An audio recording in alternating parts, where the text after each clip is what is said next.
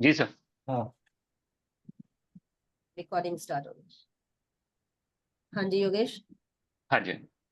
मैं क्या before we start किसी का कोई क्वेरी है सो दैट हम उसको उसके हिसाब से मोल्ड कर सकें, कोई ऐसी क्वेरीज जो आपको डे टू डे प्रैक्टिस में डिफिकल्टीज आती हैं। जो हमारा टॉपिक है कि रोल ऑफ रिपर्टरी एंड की नोट इन प्रिस्क्रिप्शन, होम्योपैथिक प्रिस्क्रिप्शन, तो हम कैसे यूटिलाइज कर सकते हैं इसको, की नोट्स को और रिपर्टरी को। क्योंकि प्रॉब्लम क्या आती है कि हम फिक्स हो जाते हैं एक पैटर्न में।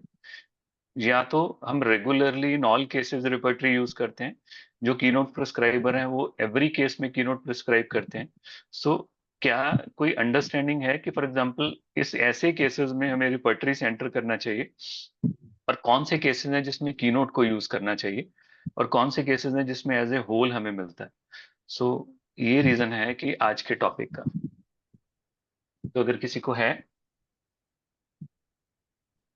कोई क्वेरी तो बताइए मुझे, नहीं तो मैं स्क्रीन शेयर करता हूँ।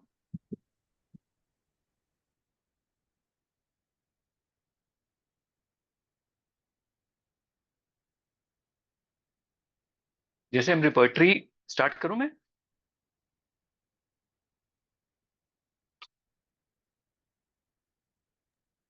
हाँ स्टार्ट कर दो सर। जी सर। जैसे रिपर्टरी को हमेशा मैं ऐसे बोलता हूँ, जैसे क्लास में भी स्टूडेंट्स के साथ मैं से कहता हूँ हमारा दोस्त है तो ये हेडलेस फ्रेंड है, राइट। इसका अपना हेड नहीं है। हमें यूटिलाइज करना है इसको, हम इसको कैसे यूटिलाइज कर सकते हैं, इसको कैसे अंडरस्टैंड कर सकते हैं, और कैसे इससे काम ले सकते हैं। अगर हम इसको यूटिलाइज सही नहीं करेंगे, हम इसको एज ए मैथमेटिकल एक कहेंगे कि हम सिर्फ एडिशन कर लिया, हमने ये 2 या 3 रूब्रिक ले लिए, जौन सी मेडिसिन आई वो दे दी, तो ये वर्क नहीं करेगी इस तरह से। तो ये रिपर्टरी जो है ये सिर्फ एक इंडेक्स है मटीरिया मेडिका का, और ये हमको हिंट देगा जिससे हम वापस मटीरिया मेडिका की नॉलेज में जाके उसको यूटिलाइज कर सकते हैं। सो आज का जो लेक्चर है उसका पर्पस यही है, राइट। कैसे हम वो जो डिस्टिंक्शन है उसको ब्रेक कर सकें, कैसे हम अपने बैरियर्स को ब्रेक कर सकें। समटाइम्स हम हर केस में कोशिश करेंगे कि रिपर्टरी के थ्रू जाएं, सो दैट हमें, अगर इन केस हमें रिपर्टरी की लिमिटेशंस, उसकी एडवांटेजेस, उसकी कहाँ यूटिलिटी करनी है, कब पैथोलॉजी लेनी है, कब पैथोलॉजी नहीं लेनी है, कब रूब्रिक्स लेने हैं, कब कौन सी रिपर्टरी यूज करनी है, राइट, कब वो सब कुछ छोड़ के ओवरऑल केस अंडरस्टैंडिंग में जाना है, देन हमारे जो रिजल्ट्स हैं वो बेटर हो जाएंगे, राइट। तो हमारा सारा डोमेन ओपन हो जाएगा। सो आज के जो लेक्चर है उसका पर्पस ही यही है। सो पर्पस है कि कैसे हम मल्टी डायमेंशनली, मैं हमेशा ये वर्ड यूज करता हूँ, कैसे हम मल्टी डायमेंशनली वर्क कर सकते हैं केसेस में, राइट। और उसके लिए जो की रिक्वायरमेंट है, जो हमेशा की तरह बोलता हूँ कि that is flexibility. Flexibility in cases, की केसेस को केस की मेरिट के ऊपर अंडरस्टैंड करके हम प्रिस्क्राइब कर सके, राइट। अगर हम की उसकी मेरिट पे करके उसको करेंगे तो कभी भी हम केस में फिक्स नहीं होंगे, कभी भी किसी कंडीशन में। और क्यों हमें ऐसा करना चाहिए, क्यों? क्योंकि हम इंसान ऐसे ही बनते हैं, जैसे हम मेल और फीमेल प्रेडोमिनेंट हैं, ऐसे ही हमारे माइंड की जो अडेप्टेबिलिटी वो भी वैसे ही है, मैस्कुलिन एंड फेमिनिन, राइट। कुछ हैं जो एनालिटिक टाइप हैं, कुछ हैं जो इंट्यूटिव टाइप हैं। तो इन दोनों का, और मोस्ट ऑफ द पर्सन क्या होते हैं, हम ये नहीं कह सकते कि ये 100% एनालिटिक है और ये 100% इंट्यूटिव है, मिक्स होता है। सो कैसे उस बैलेंस को हम मेंटेन कर सकते हैं, अगर इन केस उस बैलेंस को हम मेंटेन कर लें किसी भी केस में, कि जब हम केस लें तो केस हम एनालिटिकली ना लें, केस हम आर्टिस्टिक वे में लें, हम उसकी हर इंफॉर्मेशन को पहले अच्छे से प्रोसीव करें, अच्छे से लें, और हर चीज पेशेंट की वर्डिंग में लिखें, उसके बाद उसको हर एक चीज को प्रोब करें, देन उसके बाद हम एनालिसिस लेके आए कि हम कैसे अब केस केस को एनालिसिस में लेके जा सकते हैं। यानी कि अगर हम केस लेने के बाद डिसाइड करें कि इसमें मैंने रिपर्टरी यूज करनी है या इसमें मैंने कीनोट यूज करना है, क्या इसमें मुझे एज ए होल सिम्टम्स मिल रहे हैं, देन जो हमारे रिजल्ट्स हैं वो और ज्यादा परसिस्टेंट और बेटर हो जाते हैं, right. Then the whole repertory and keynote and all the domains will be open beautifully. और इसी के लिए ये लाइन मुझे बहुत अच्छी लगती है, ये मेरी फेवरेट लाइन है डॉक्टर मॉरिसन ने एक जगह इसका रेफरेंस दिया हुआ कि ट्रू स्किल ऑफ होम्योपैथी, मैं हमेशा लेक्चर को यहाँ से स्टार्ट करता हूँ, the true skill of homeopathy is not use just one type of information, not one just type of analysis, but to blend and to be flexible to whatever information, कोई भी information जो आपके पास है, there is to the advantage of the patient. Patient के काम आनी चाहिए, result आना चाहिए, पैथोलॉजी ठीक होनी चाहिए, पेशेंट बेटर होना चाहिए। आप फॉर एग्जांपल माइंड पर करते हो, फिजिकल करते हो, कीनोट करते हो, क्या करते हो, मैटर नहीं करता, राइट? तो ये बहुत इंपॉर्टेंट है।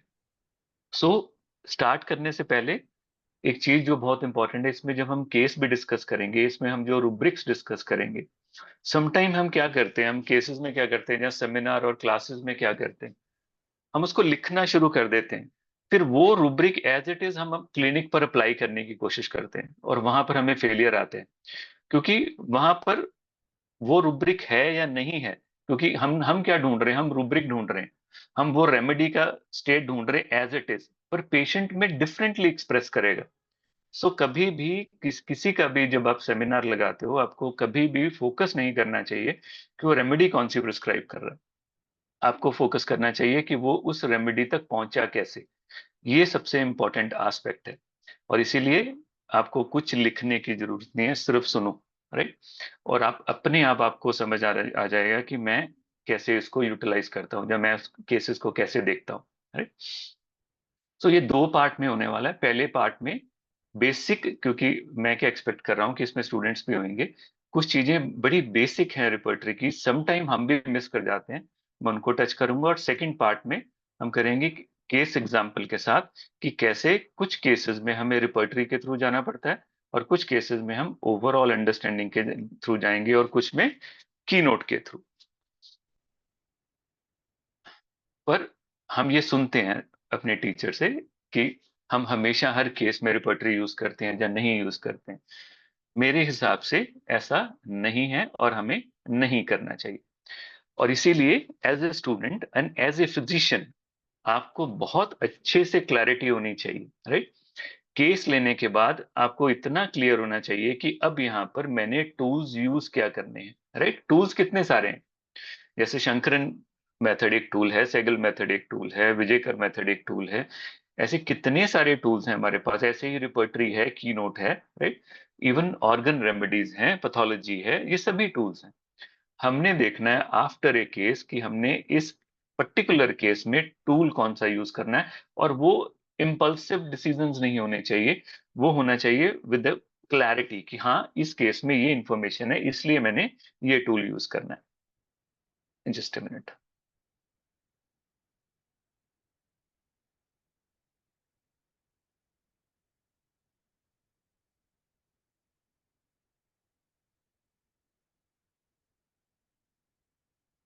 पॉज हो गई है।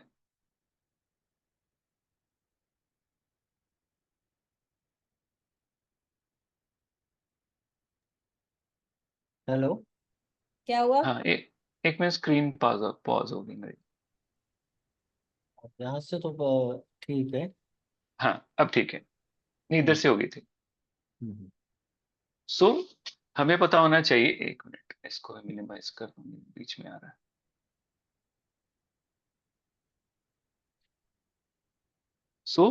केस के बाद हमें पता होना चाहिए, राइट, कि फॉर एग्जांपल कौन से केसेस हैं ऐसे जिसमें रिपर्टरी से हमें स्टार्ट करना है, और हमें ये भी पता होना चाहिए ऐसे कौन से केसेस हैं अगर रिपर्टरी से स्टार्ट करना है तो कौन सी रिपर्टरी से स्टार्ट करना है।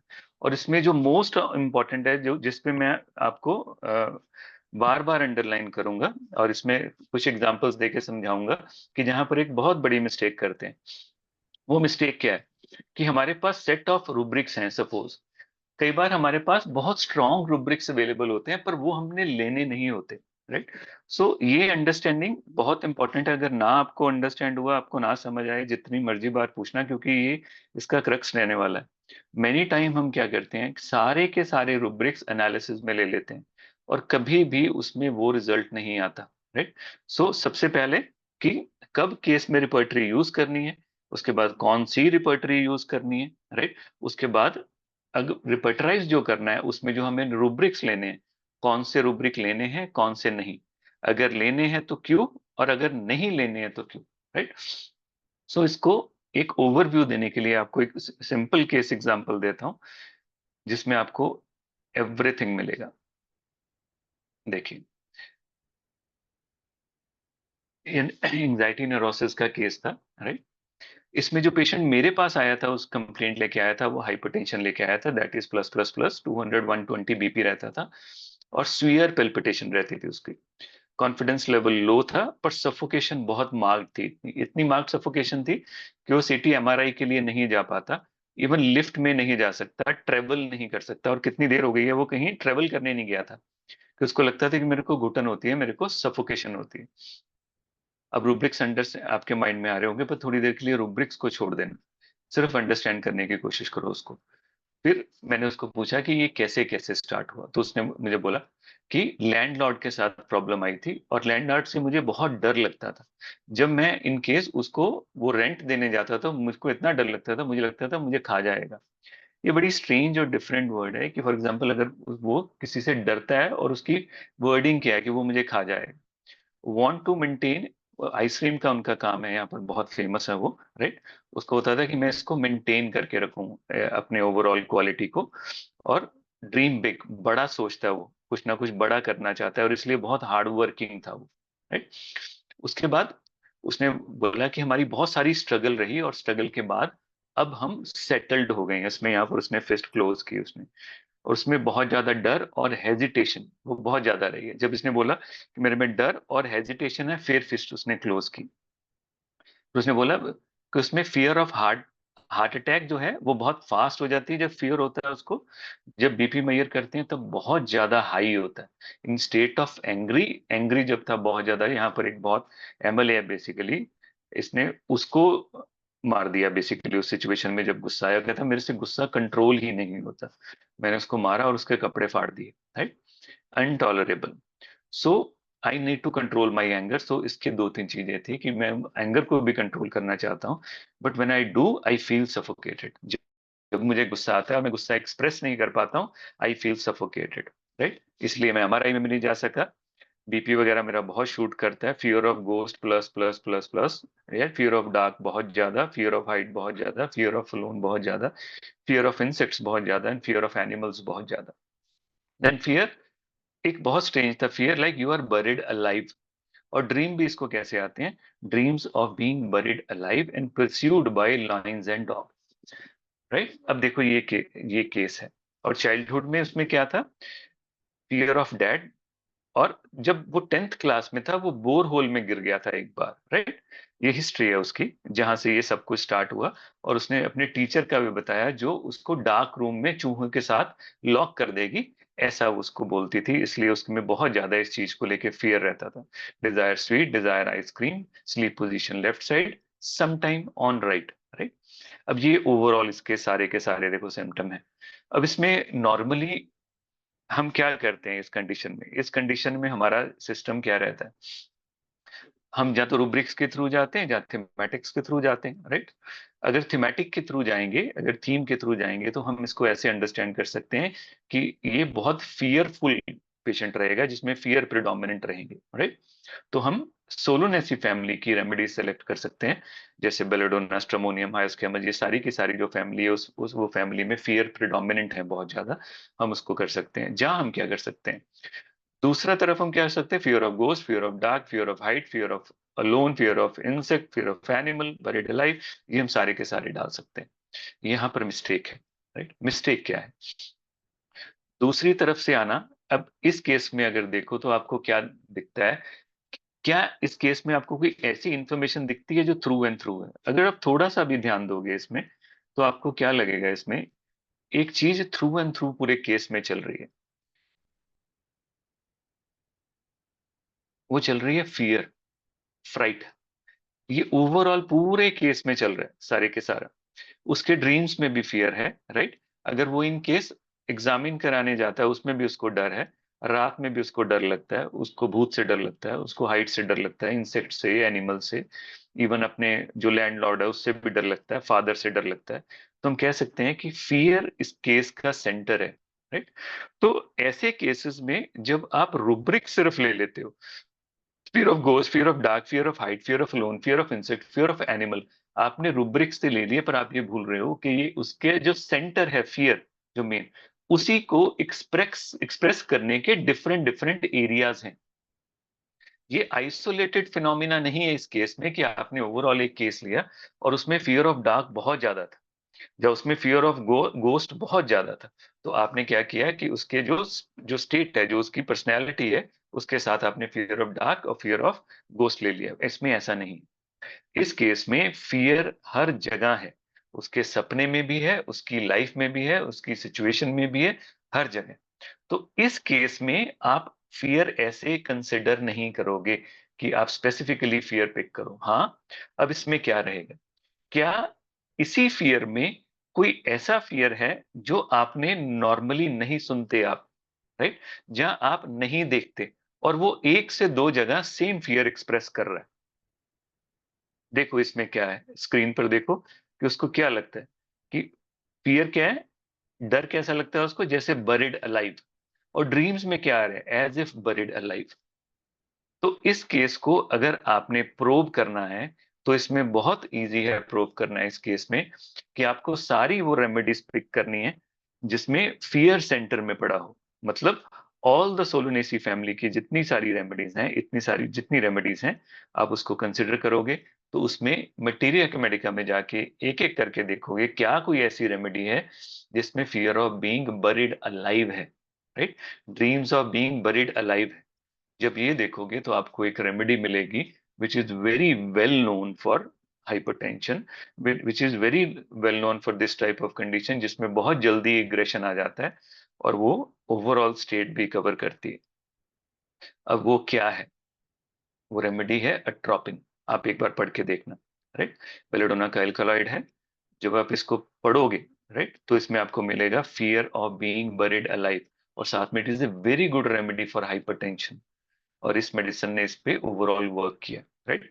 अब इस केस में अगर मैं रिपर्टरी के थ्रू जाता, तो अगर मैं सारे फियर्स लगा लेता, तो मैं रेमेडी मिस कर जाता यहाँ पर, right, there is a chance की रेमेडी मिस हो जाती। हाँ, डायरेक्ट जाता, फॉर एग्जांपल अगर बरीड अलाइव, तो यहाँ से रेफरेंस लेके मैं वापस आ सकता हूँ, पर यहाँ पर क्योंकि हमारे पास एज ए होल अवेलेबल है, इस केस में as a whole information available है कि फियर थ्रू एंड थ्रू है इस केस में, तो हमें इस केस में फियर के थ्रू जाना है, वहां से नहीं जाना है, राइट। क्योंकि यहाँ पर सब कुछ कनेक्टेड है, यहाँ पर रूब्रिक्स भी है, मटीरिया मेडिका भी है, वो सब सेम लैंग्वेज बोल रहे हैं। तो इसीलिए ये केसेस होते हैं जो एज ए होल डिपिक्ट करते हैं। इसमें आपको मटीरिया भी मिलेगा, सब कुछ मिलेगा, राइट। और इस केसेस में इतनी डिफिकल्टी आपको नहीं होती है पिक करने में, क्योंकि एक स्ट्रिंग होती है वो जो सारे के सारे केस को पिक कर रही होती है। फिर ऐसे कौन से केस हैं जहां पर आपको रिपर्टरी ही यूज करनी पड़ेगी as an entry tool, right. अब उसको हम समझने की कोशिश करते हैं कि ऐसे कौन से केसेस होते हैं। वो नॉर्मली वो केसेस होते हैं जिसमें as it is information available नहीं होती है, एज ए होल पूरा केस कनेक्टेड नहीं होता है, राइट। सो आप ये भी कह सकते हो मोस्टली वन साइडेड केसेस जैसे आपके पास होते हैं, राइट। वैसे केसेस जो इन केस आपके पास बिट क्लैरिटी है आपके पास, पर आपके पास एज ए होल क्लैरिटी उसमें नहीं है, वहां पर रिपर्टरी बहुत इंपॉर्टेंट टूल बन जाती है उसको यूज करने के लिए। ये सबसे पहले जो मैंने इसको फील किया, वो फील किया मेरे जो टीचर हैं डॉक्टर सुदेश जलंधर में, उनके पास एक केस था, राइट। और वो केस में मैं इसकी रेफरेंस आगे भी दे चुका हूँ, फिर दे रहा हूँ क्योंकि ये इंपॉर्टेंट है। उसमें एक लड़की थी जिसको डिस्मेनोरिया था बहुत स्ट्रांग, और उसके साथ उसको अस्थमेटिक कंडीशन आ रही थी। तो उनके फादर जो एमडी डॉक्टर थे, रेडियोलॉजिस्ट, ही सेड कि मैं अपनी बेटी को सब कुछ दे चुका हूँ यहाँ पर, मैं उसको इनहेलर दे चुका हूँ, नेबुलाइज कर चुका हूँ, और शॉट भी दे चुका हूँ स्टेरॉइड का, पर ये इसकी प्रॉब्लम नहीं होती है। एवरी टाइम दिस हैपेंस, इसको प्रॉब्लम आती है, राइट। जब भी इसको पीरियड्स आते हैं, जब भी इसको डिस्मेनोरिया होता है, पीरियड्स आने से पहले इसको ऐसे ही ब्रेथलेसनेस आती है, और ये कंडीशन रहती है।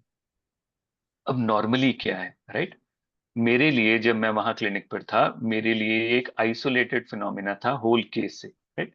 अब होल केस क्लियर नहीं था रेमेडी में हमें कि ये रेमेडी कौन से केस की है। यहाँ पर रिपर्टरी की हेल्प आती है।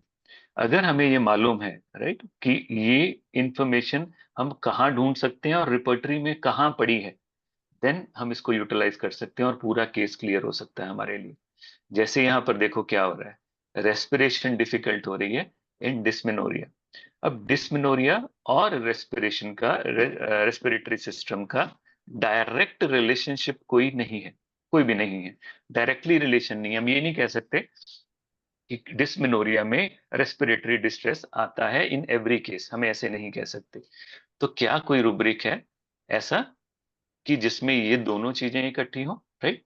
तो हम क्या देख सकते हैं कि रेस्पिरेशन डिफिकल्ट कैसी कंडीशन में, ऐसी कंडीशन जो रेस्पिरेटरी सिस्टम के साथ एसोसिएटेड नहीं है। अब देखो रुब्रिक कितना ब्यूटीफुल है यहाँ पर, respiration difficult disease condition of distant parts not involved in the act of breathing।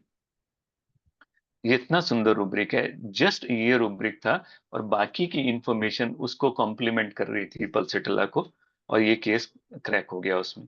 तो ये बहुत इंपॉर्टेंट रहता है कि रिपर्टरी आपको विंडो की तरह, राइट, एक पॉइंटर की तरह एक हेल्प कर सकती है टू सी कि क्या ये केस ओवरऑल उस चीज की तरफ जाता है या नहीं जाता है। और एग्जांपल देता हूँ, ये मेरा केस है, मैं आपको बताता हूँ। वो सर का था। मेरे पास एक पेशेंट है, मेरे बहुत पुराने पेशेंट, राइट। उनकी मेन प्रॉब्लम क्या थी, उसकी हस्बैंड की डेथ हो गई। जब उनकी हस्बैंड की डेथ हो गई तो वो इतनी ज्यादा घबराते थे, राइट, वो इतनी ज्यादा घबराते थे कि वो रह नहीं पाते थे अकेले, उनको हर वक्त कोई ना कोई चाहिए, राइट।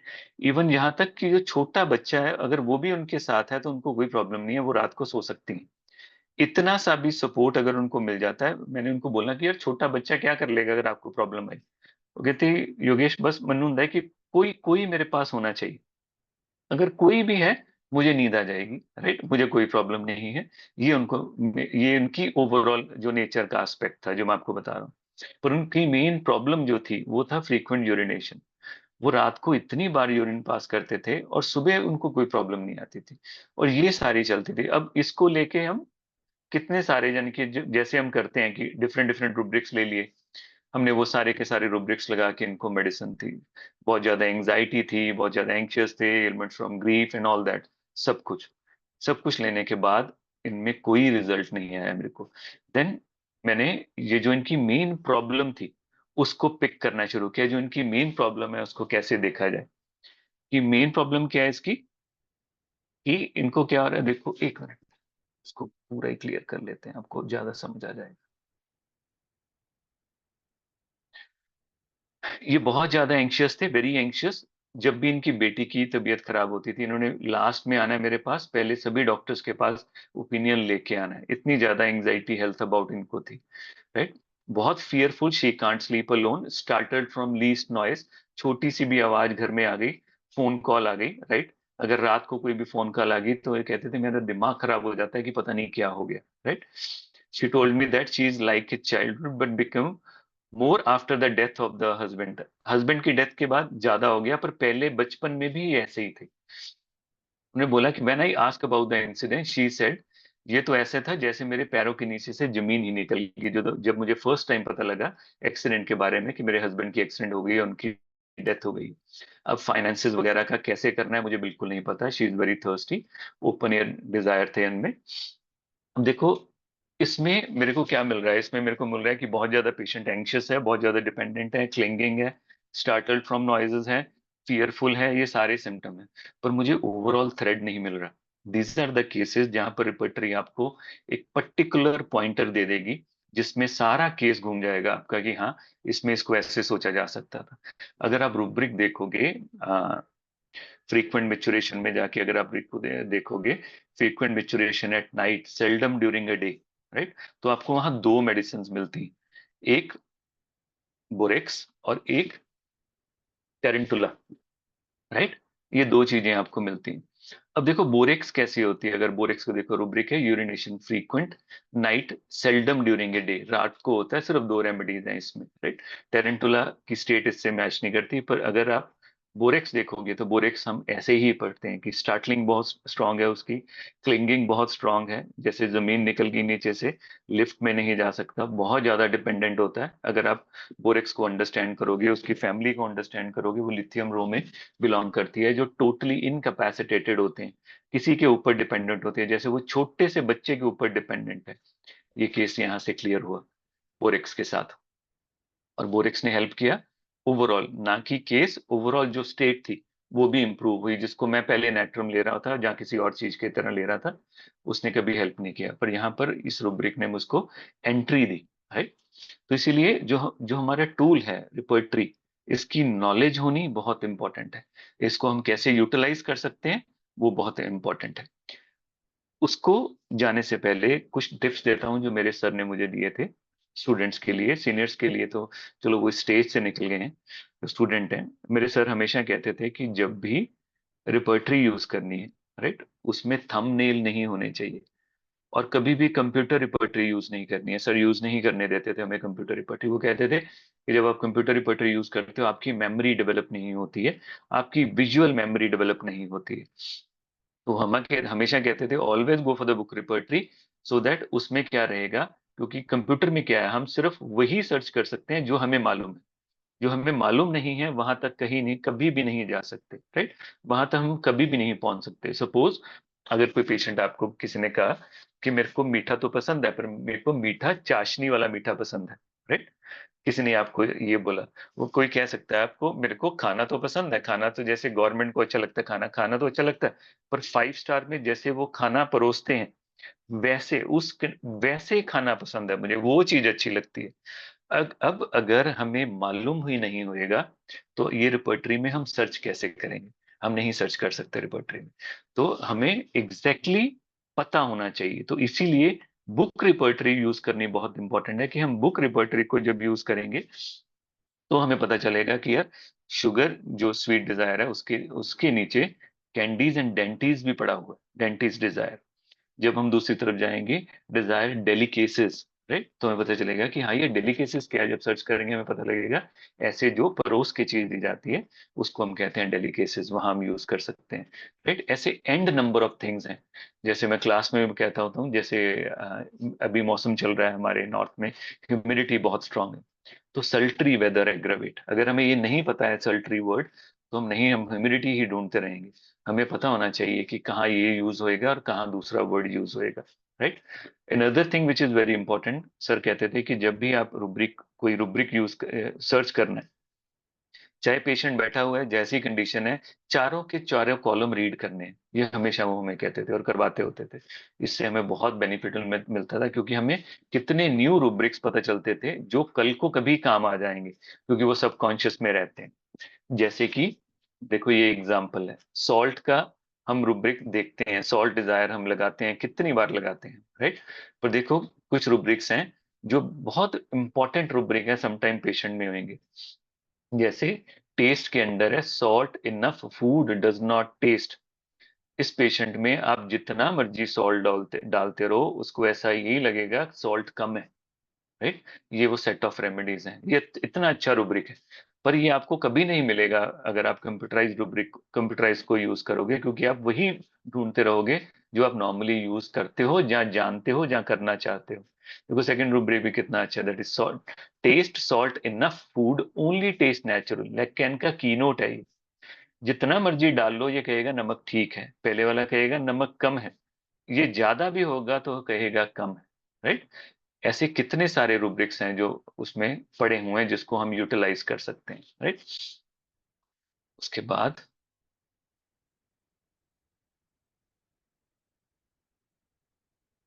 अब एक रूब्रिक ये भी देखो आप, राइट। नॉर्मली हम क्या कहते हैं, कौन से रूब्रिक्स अच्छे होते हैं, कौन से बुरे होते हैं, ये भी बहुत इंपॉर्टेंट है। रूब्रिक्स को अंडरस्टैंड करना, रूब्रिक्स को देखना। फॉर एग्जाम्पल कोई रूब्रिक है जिसमें 400 मेडिसिन है, यूजलेस रहेगा हमारे लिए, वो रेफरेंस के काम आ सकता है पर वो इंडिविजुअलाइज नहीं कर सकता, राइट। सो रूब्रिक कैसा होना चाहिए, बैलेंस रूब्रिक कैसा होना चाहिए, वो ऐसा होना चाहिए जिसमें मिक्स सेट ऑफ रेमेडीज हैं, ये नहीं है कि सारी 1 मार्क में पड़ी हैं, राइट। उसमें मिक्स होनी चाहिए, 1 मार्क, 2 मार्क, 3 मार्क, और बहुत ना छोटा रूब्रिक ना बड़ा रूब्रिक, वो बहुत इंपॉर्टेंट रूब्रिक्स होते हैं। कंसिडर करने के लिए, क्योंकि वो आपको गुड कंपोजिशन देते हैं रेमेडीज की। जैसे ही देखो स्क्रीन पे रूब्रिक आ रहा है, फियर ऑफ घोस्ट, एक बार पढ़ के देखो, इसमें कितनी सारी रेमेडीज हैं। जैसे 2 मार्क्स में एकोनाइट है, आर्सेनिक है, कार्बोवेज है, causticum, crotalus cascavella, hyoscyamus, mancinella, medorrhinum, platina, pulsatilla, sulphur. अब इसमें मोस्टली सारी पॉलीक्रस्ट है, क्रोटेलिस कास्कावेला छोड़ के और मेंसिनेला छोड़ के, राइट। ये बहुत इंपॉर्टेंट होता है इस चीज को देखना जब आप रिपर्टरी पढ़ते हो। जब भी आप रिपर्टरी पढ़ो, always look for the remedies which are smaller in size, पर वो आर गुड इन नंबर। इन उन मेडिसिन को हमेशा याद रखा करो। इसका मतलब वो वाला सिम्टम उन रेमेडीज का मेन फीचर है, ये आपको याद रहना चाहिए। जैसे इस केस में फियर ऑफ गोस्ट जो है मेंसिनेला का सेंटर पॉइंट होता है, उसमें ये बहुत स्ट्रांगली रिप्रेजेंट करता है मेंसिनेला में fear of ghost, right. Normally हम क्या करेंगे, हम फॉस्फोरस दे देंगे, लाइको दे देंगे, पर थिंक ऑफ ए केसेस जिसमें आपको फॉस्फोरस के कंफर्मेटरी नहीं मिलते, लाइकोम के कंफर्मेटरी नहीं मिलते। अगर वहां पर आप किसी रेमेडी पे जाना चाहते हो, आपको मेंसिनेला के बारे में सोचना चाहिए वहां पर।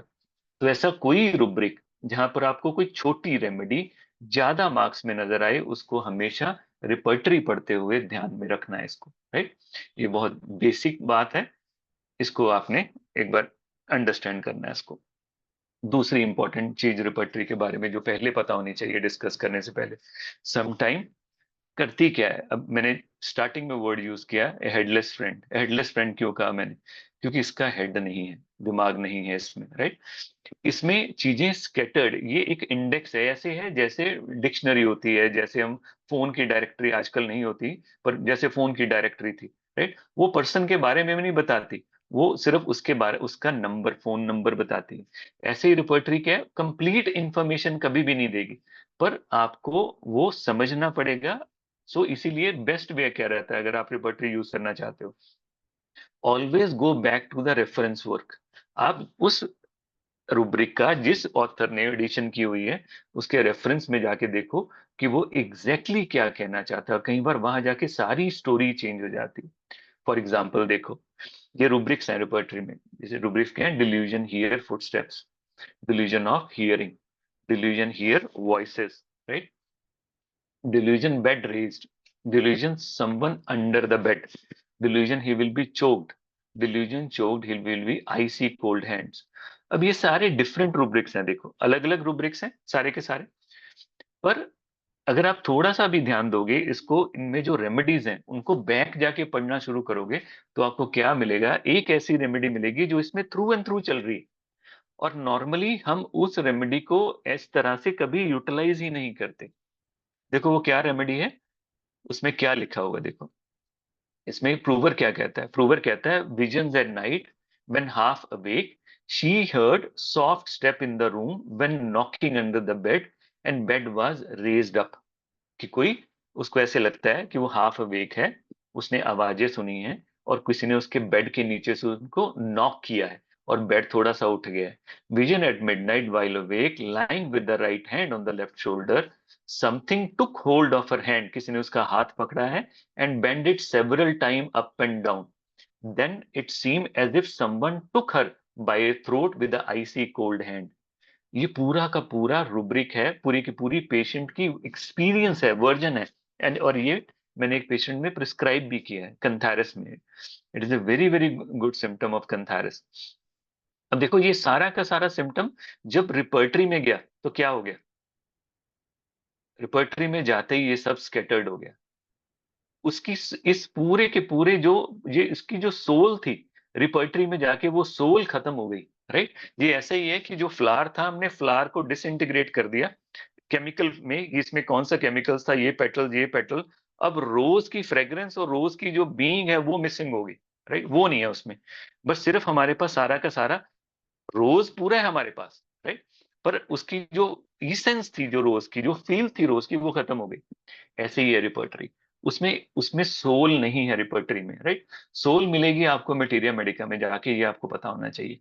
अगर ये समझ आ जाएगा तो आप रिपर्टरी को कभी भी अल्टीमेट नहीं बताओगे कि हाँ, कि ये अल्टीमेट है, यहां से मैंने रेमेडी प्रिस्क्राइब करनी है, यहां से मैंने केस सॉल्व करना है, क्योंकि इसमें ये सिंगल पड़ी हुई, राइट। अब देखो ये रूब्रिक है ब्रांचेस विगरसली मस्ट, ओनली एक रेमेडी है सीपिया। ऐसे ही स्लीप पोजीशन में sleeping in the sink, only remedy is sulphur. इसमें कोई बता सकता है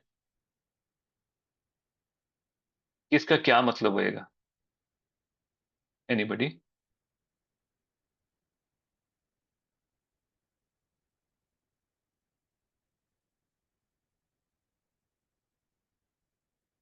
कोई आइडिया देगा इसका? देखो, लगाओ दिमाग, जो भी माइंड वाले करते हैं। Branches vigorously must, only remedy इसमें सीपिया है। और स्लीप पोजीशन में देखो क्या है, sleeping in the sink, only remedy sulphur है इसमें। Sir, sulfur sleeping in the sink because he has aversion to bathing can be think of. Yes, can be, सोच सकते हैं ना ऐसे। और एनीबडी एल्स? योगेश, ये जो स्लीप स्लीप पोजीशन है वो तो सल्फर की स्लीप पोजीशन है ना, ऐसे डॉग की तरह ऐसे होके सोने की। सिंक बिल्कुल में भी बिल्कुल, बनेगी ना, हाँ हाँ वही बनेगी। वही बनेगी। तो शायद sleeping in the sink only remedy is sulphur. हाँ और उसका बर्निंग रहता है जैसे स्किन पर, वहां पे हाँ हाँ कूल हाँ, कूल होता है, सिंक थोड़ा ठंडा रहता है पानी की वजह से। बिल्कुल बिल्कुल, तो उनको होता है कि वो नॉर्मली उसमें सोएं। सोए और स्किन। ब्रांचेस वाला, ब्रांचेस विगरसली मस्ट सीपिया। ब्रांचेस विगरली मस्ट ओनली सीपिया। तो कटल फिश होती है ना, हाँ हाँ हाँ, है ना? इसने ब्रांच फिर समुद्र में फेंक दी होगी, तो उसने पकड़ नहीं ली नहीं, होगी ऐसे और उसने नहीं च्यू नहीं कर नहीं ली होगी। नहीं नहीं, मैं मेरे हिसाब से माइंड जो है वो मेटाफिजिक्स के साथ मैंने जैसे ये जोड़ा अभी कि सिंक में हम्म कि उसकी पोजीशन ऐसे होती होगी तो ये होगा। तो मैं वो हम्म हिसाब लगा रही थी कि वो कटल हम्म फिश होती है। हम्म, तो उसके अगर बेस से स्टार्ट किया जाए तो शायद कुछ मिल जाए, हाँ सही है ना। है अब ना? देखो, यही है बेसिक जो से नहीं, स्टार्ट करा जाए। हाँ बिल्कुल बिल्कुल। अब एग्जैक्टली यही है जो नहीं करना कभी भी। ओके। हाँ, क्यों नहीं करना? बेसिक देखो, नहीं करना। मैं क्यों कह रहा हूं कि हमें, मैंने पहली बात की क्या कही कि हमेशा रुब्रिक्स, क्या है रुब्रिक्स? रुब्रिक्स एक इंडेक्स है मटीरिया मेडिका के। Okay okay. रुब्रिक्स सिर्फ रुब्रिक्स ऐसे नहीं है, हमें ये भी देखना है वो एंटर किसने किए हैं। अगर इन रुब्रिक को आप इनको सर्च करोगे ऑथर, तो ऑथर में पता क्या मिलेगा? ये वेटनरी के रुब्रिक हैं, वेटनरी के डॉक्टर ने ऐड किए हुए हैं सिंथेसिस रिपर्टरी में। अब ये ओके ओके, एनिमल्स के ठीक है लिए हैं, ठीक है ह्यूमंस के लिए नहीं है रुब्रिक से। ठीक है। पर क्यों? क्योंकि हमारा माइंड उस तरह से ट्यून है कि हमें हर चीज में मतलब निकालना है, तो हम इसको अपने भी हिसाब से, अंडरस्टैंड करा देंगे। हाँ, मतलब भी हम अपने कर हिसाब से। देंगे, बिल्कुल बिल्कुल। तो उसका हम कुछ और ही मतलब निकाल देंगे और हमारे लिए वो बिल्कुल डिफरेंट मतलब हो जाएगा। इसीलिए बहुत इंपॉर्टेंट है वापस जाना मटीरिया मेडिका में कि भाई ये रूब्रिक आया कहाँ से है, ये तभी किसने मैंने ऐड वर्ड किया है। मेटाफिजिक्स यूज करा बिल्कुल था। बिल्कुल, आई अंडरस्टैंड, राइट। ये बहुत इंपॉर्टेंट है। अब देखो एक और रूब्रिक है, रूब्रिक रेक्टम में पड़ा हुआ है, डायरिया इन यो, housewife. Yogesh, can I speak yes बेटा? Sir, yes sir, yes sir. देखो, अभी now you said this rubric is made of.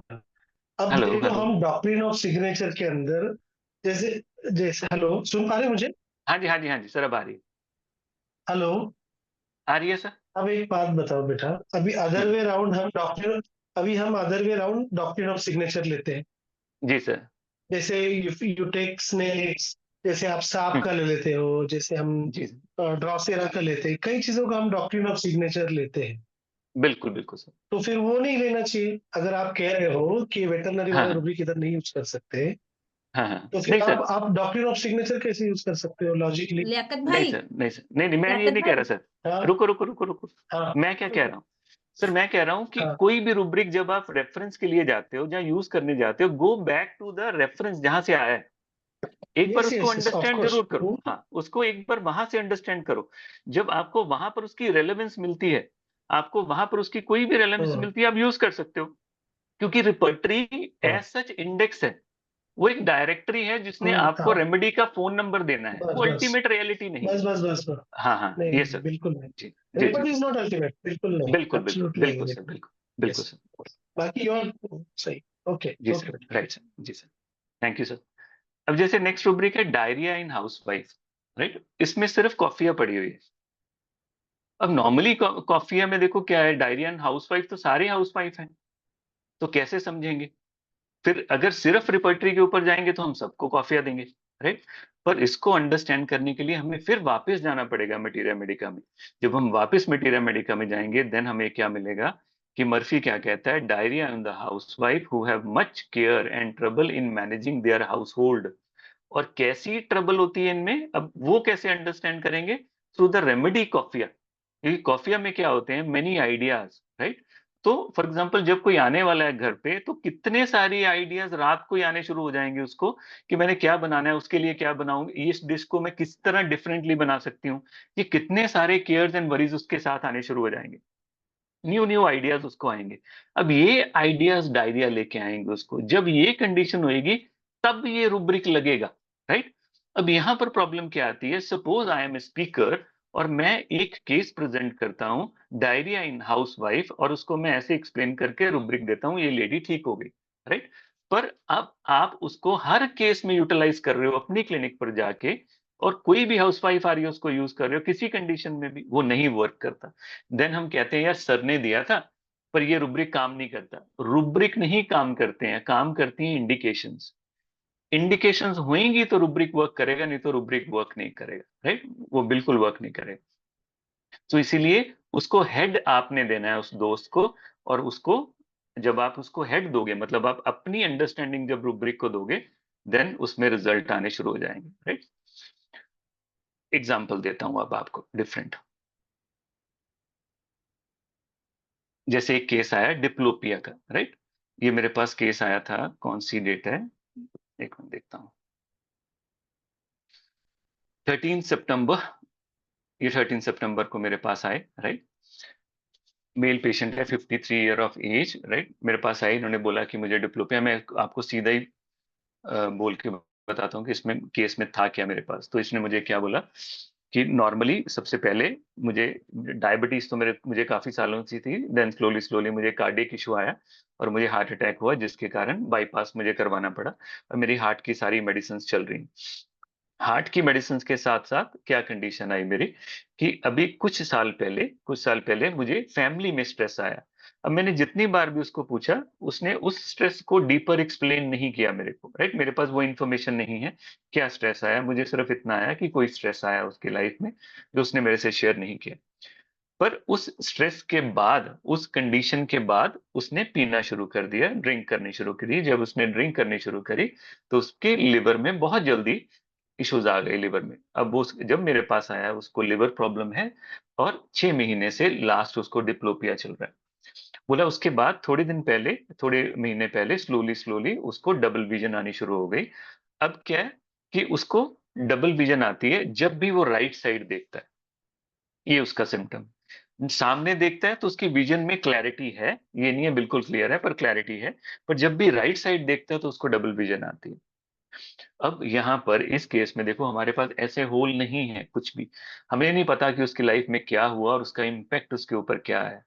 हम इस केस में हमारे पास स्कैटर्ड इंफॉर्मेशन है कि उसको डायबिटीज है, उसको हार्ट डिजीज है, उसको लिवर की प्रॉब्लम है, और उसके पास डिप्लोपिया है। और डिप्लोपिया में हमारे पास एक की नोट है जो हमें नहीं मालूम, क्योंकि मैंने अभी उसको रिपर्टरी में नहीं देखा, कि इसका जो की नोट वो है कि इसको जब राइट साइड में देखता है तो उसको डिप्लोपिया बहुत स्ट्रांग हो जाता है।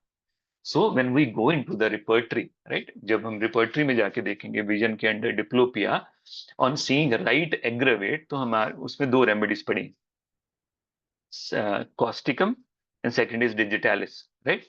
मोमेंट आई सी डिजिटालिस, तो डिजिटालिस साथ में ही क्लिक करती है कि डिजिटालिस का जो की इंडिकेशन है डिजिटालिस की when ever you use in pathology, वो क्या है, the combination of heart and liver. It is a very good remedy for heart, but it is a very good remedy for liver also. तो जहां भी combination of liver and heart, जैसे हमने last classes में किया था, जब lung और लिवर की कॉम्बिनेशन आती है तो कार्डुअस आती है, ऐसे ही इसकी जो कॉम्बिनेशन होती है लिवर और हार्ट की जो कॉम्बिनेशन, उसमें डिजिटलिस आती है, और साथ में उसका जो की नोट है वो उसको कॉम्प्लीमेंट करता है, राइट? कॉम्प्लीमेंट कर रहा है। फ्यू डोजेज ऑफ डिजिटलिस 30, वो पेशेंट उससे रिकवर हो गया। और ये बात है 13 सितंबर 2023, आज अब सितंबर आने वाला है थोड़ी देर में, और को कितनी बार पेशेंट भेजते हैं, इसको दोबारा से वो प्रॉब्लम नहीं आई।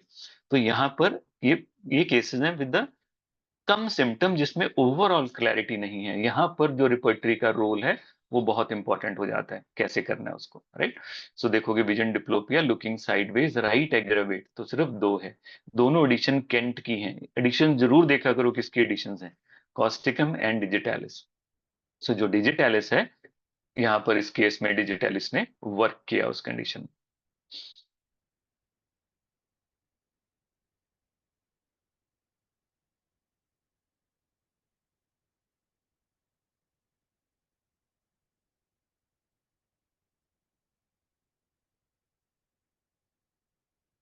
एक और एग्जांपल देता हूं।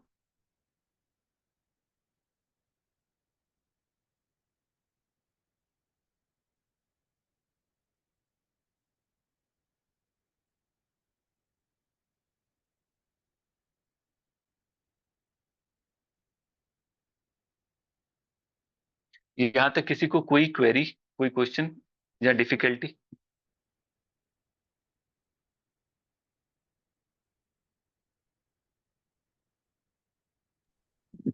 फेसबुक पर आया हुआ है योगेश एक question, hmm.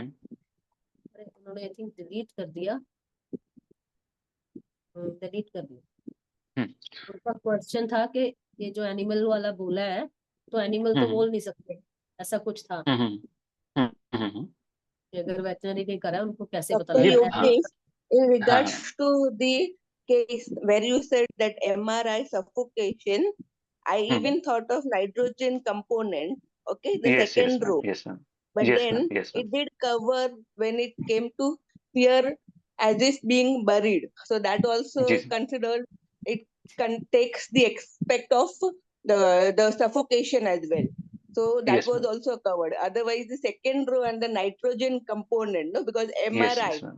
entering into it, and it's like when the nitrogen component, we even say for argentum nitricum as well, when they entered into the tunnel, they feel that Yes. suffocative. Yes, But yes, very yes. nice case, because buried जी, जी, also, this aspect it is covered, that suffocation is also seen. Yes yes ma'am. इसके साथ एक Thank और you so चीज है much जो for बहुत, sharing. जी मैम। मैम इसमें एक और केस में इंपॉर्टेंट चीज थी, इसमें जो मिनरल इशू था वो एब्सेंट था। इसमें जो इशू था वो प्लांट का था, that is sensitivity and reactivity. He is very sensitive to fright basically. Fright is everywhere and that is why उसमें हमें मिनरल के इश्यूज जो थे वो नहीं थे प्रेजेंट, राइट। दैट कैपेसिटी मेरे में नहीं है, वो नहीं था उसमें। He was very sensitive to fright and he is reactive to fright in a way जिसमें वो रश करता था बाहर को, राइट। सो ये 2 पार्ट जो एक आपने बताया और ये अगला पार्ट जो था, इसने मुझे उसको रखा कि मुझे इसको सोलोनेसी फैमिली में ही रखना चाहिए। Very nice चलो concept. So आगे चलें। much. Thank you ma'am, Yes, thank you. आगे चलें। yes. अब Yeah. उसके बाद ये बहुत इंपॉर्टेंट है, इसको ध्यान से सुनना है इसको, कि कब हम रूब्रिक लेते हैं कब नहीं लेते हैं, right. So when to use repertory as a primary tool in a case. कब हमने repertory as a primary tool use करना है, कब प्राइमरी टूल यूज नहीं करना है, ये डिफरेंशिएशन बहुत इंपॉर्टेंट है। Suppose in a case where symptoms are specific on the physical, journal and mental level without going into any deep explanation.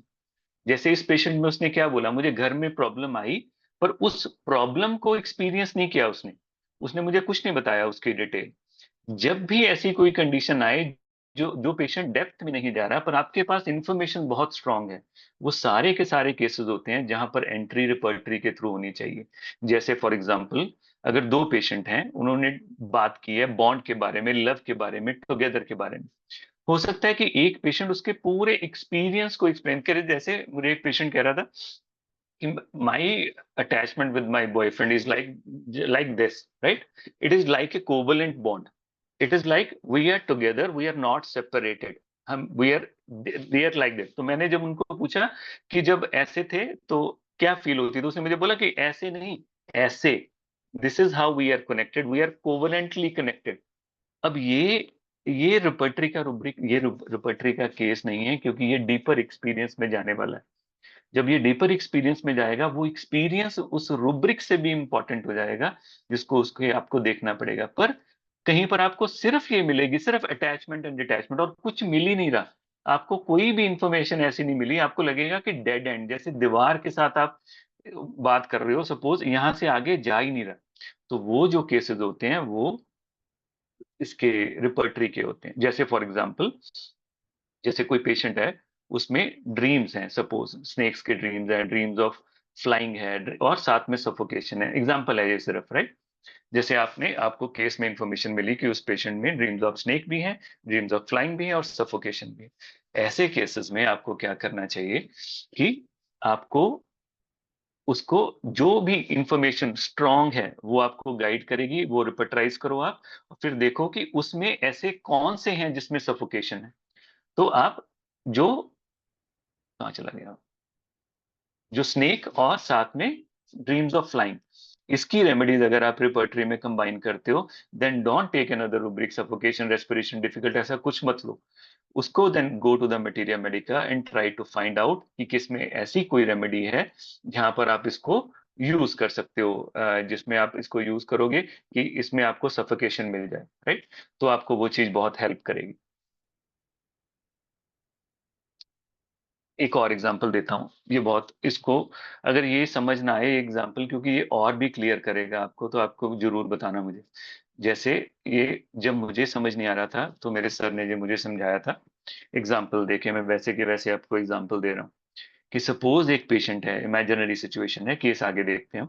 Suppose एक पेशेंट है जिसमें जब पूरा आपने केस लिया, जैसे पहले वाले केस में डर था हर जगह, ऐसे ही इस केस में एक्साइटमेंट है हर जगह। ये पेशेंट हर जगह एक्साइटेड है, हर जगह इसको एक्साइटमेंट चाहिए, और हर न्यू न्यू चीज इसको एक्साइट करती है। देन आपने जब इसका होल केस लिया तो आपको क्रेविंग्स में इसमें मिला chocolate desire plus plus plus plus plus, बहुत स्ट्रॉन्ग चॉकलेट डिजायर, बहुत strong spicy desire, right. And patient ने क्या बोला कि patient feel excited when he eat chocolates and spicy thing. उसको उसने कहा कि मैं बहुत एक्साइटेड फील करता हूँ, और जब भी मैं एक्साइटेड होता हूँ तो मैं बहुत ज्यादा बोलता हूँ, मैं लोकेशियस हो जाता हूँ, मैं बात करता हूँ। देन उसने, पेशेंट ने बोला कि patient is also having a fear of ghost and desire for ice cream in the childhood. अब देखो ये सिम्टम टोटलिटी है, ये इमेजिनरी केस है सपोज, पर समझने के लिए बहुत इंपॉर्टेंट है। मुझे बताओ इसमें कौन कौन से रूब्रिक्स हमें कैसे कैसे लेने चाहिए जो हम प्रिस्क्रिप्शन में यूज कर सकते हैं। ओवरऑल केस में एक्साइटमेंट है, राइट।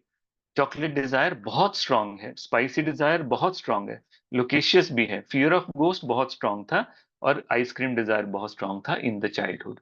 तो इस केस में हम कैसे इंपॉर्टेंस दे सकते हैं, इंपॉर्टेंस वाइज इसको कैसे हम चूज करेंगे, बताओ, थोड़ा आइडिया दो। एनीवन?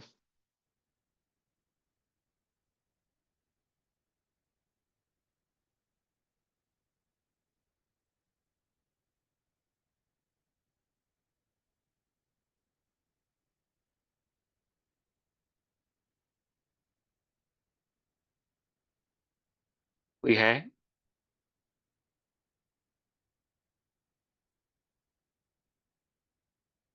देखो, एक दो तीन चार पांच छह रुब्रिक हैं इसमें। क्लैरिटी के साथ, क्या लेंगे क्या नहीं लेंगे, अगर लेंगे तो क्यों लेंगे, अगर नहीं लेंगे तो क्यों नहीं लेंगे।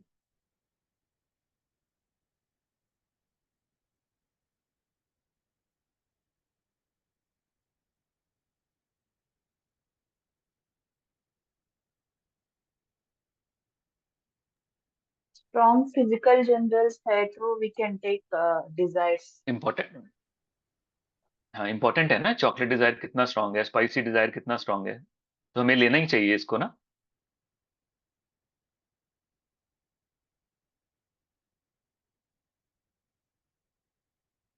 Anybody else? ये बहुत इंपॉर्टेंट है, इस पे चाहे 5 मिनट लगते हैं लगा लो। ये आपको हेल्प करेगा, डे टू डे प्रैक्टिस में हेल्प करेगा। अगर ये बात आपके समझ में आएगी तो बहुत हेल्प करेगी आपको, और आपके रिजल्ट्स में चेंज आएगा फॉर श्योर। मेरे में आया इसके बाद।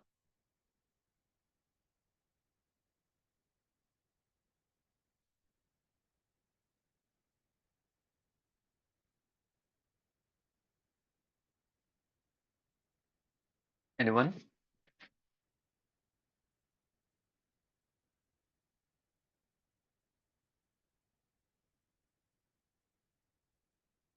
देखो है क्या केस में एक्साइटमेंट है, पूरे केस में हर जगह, यानी कि सपनों में भी, जैसे उसमें था ना, फियर फियर भी, ड्रीम में भी वही, हर जगह वही, राइट। सब कुछ वही चल रहा है, एक ही चीज है जो पूरे केस में चल रही है।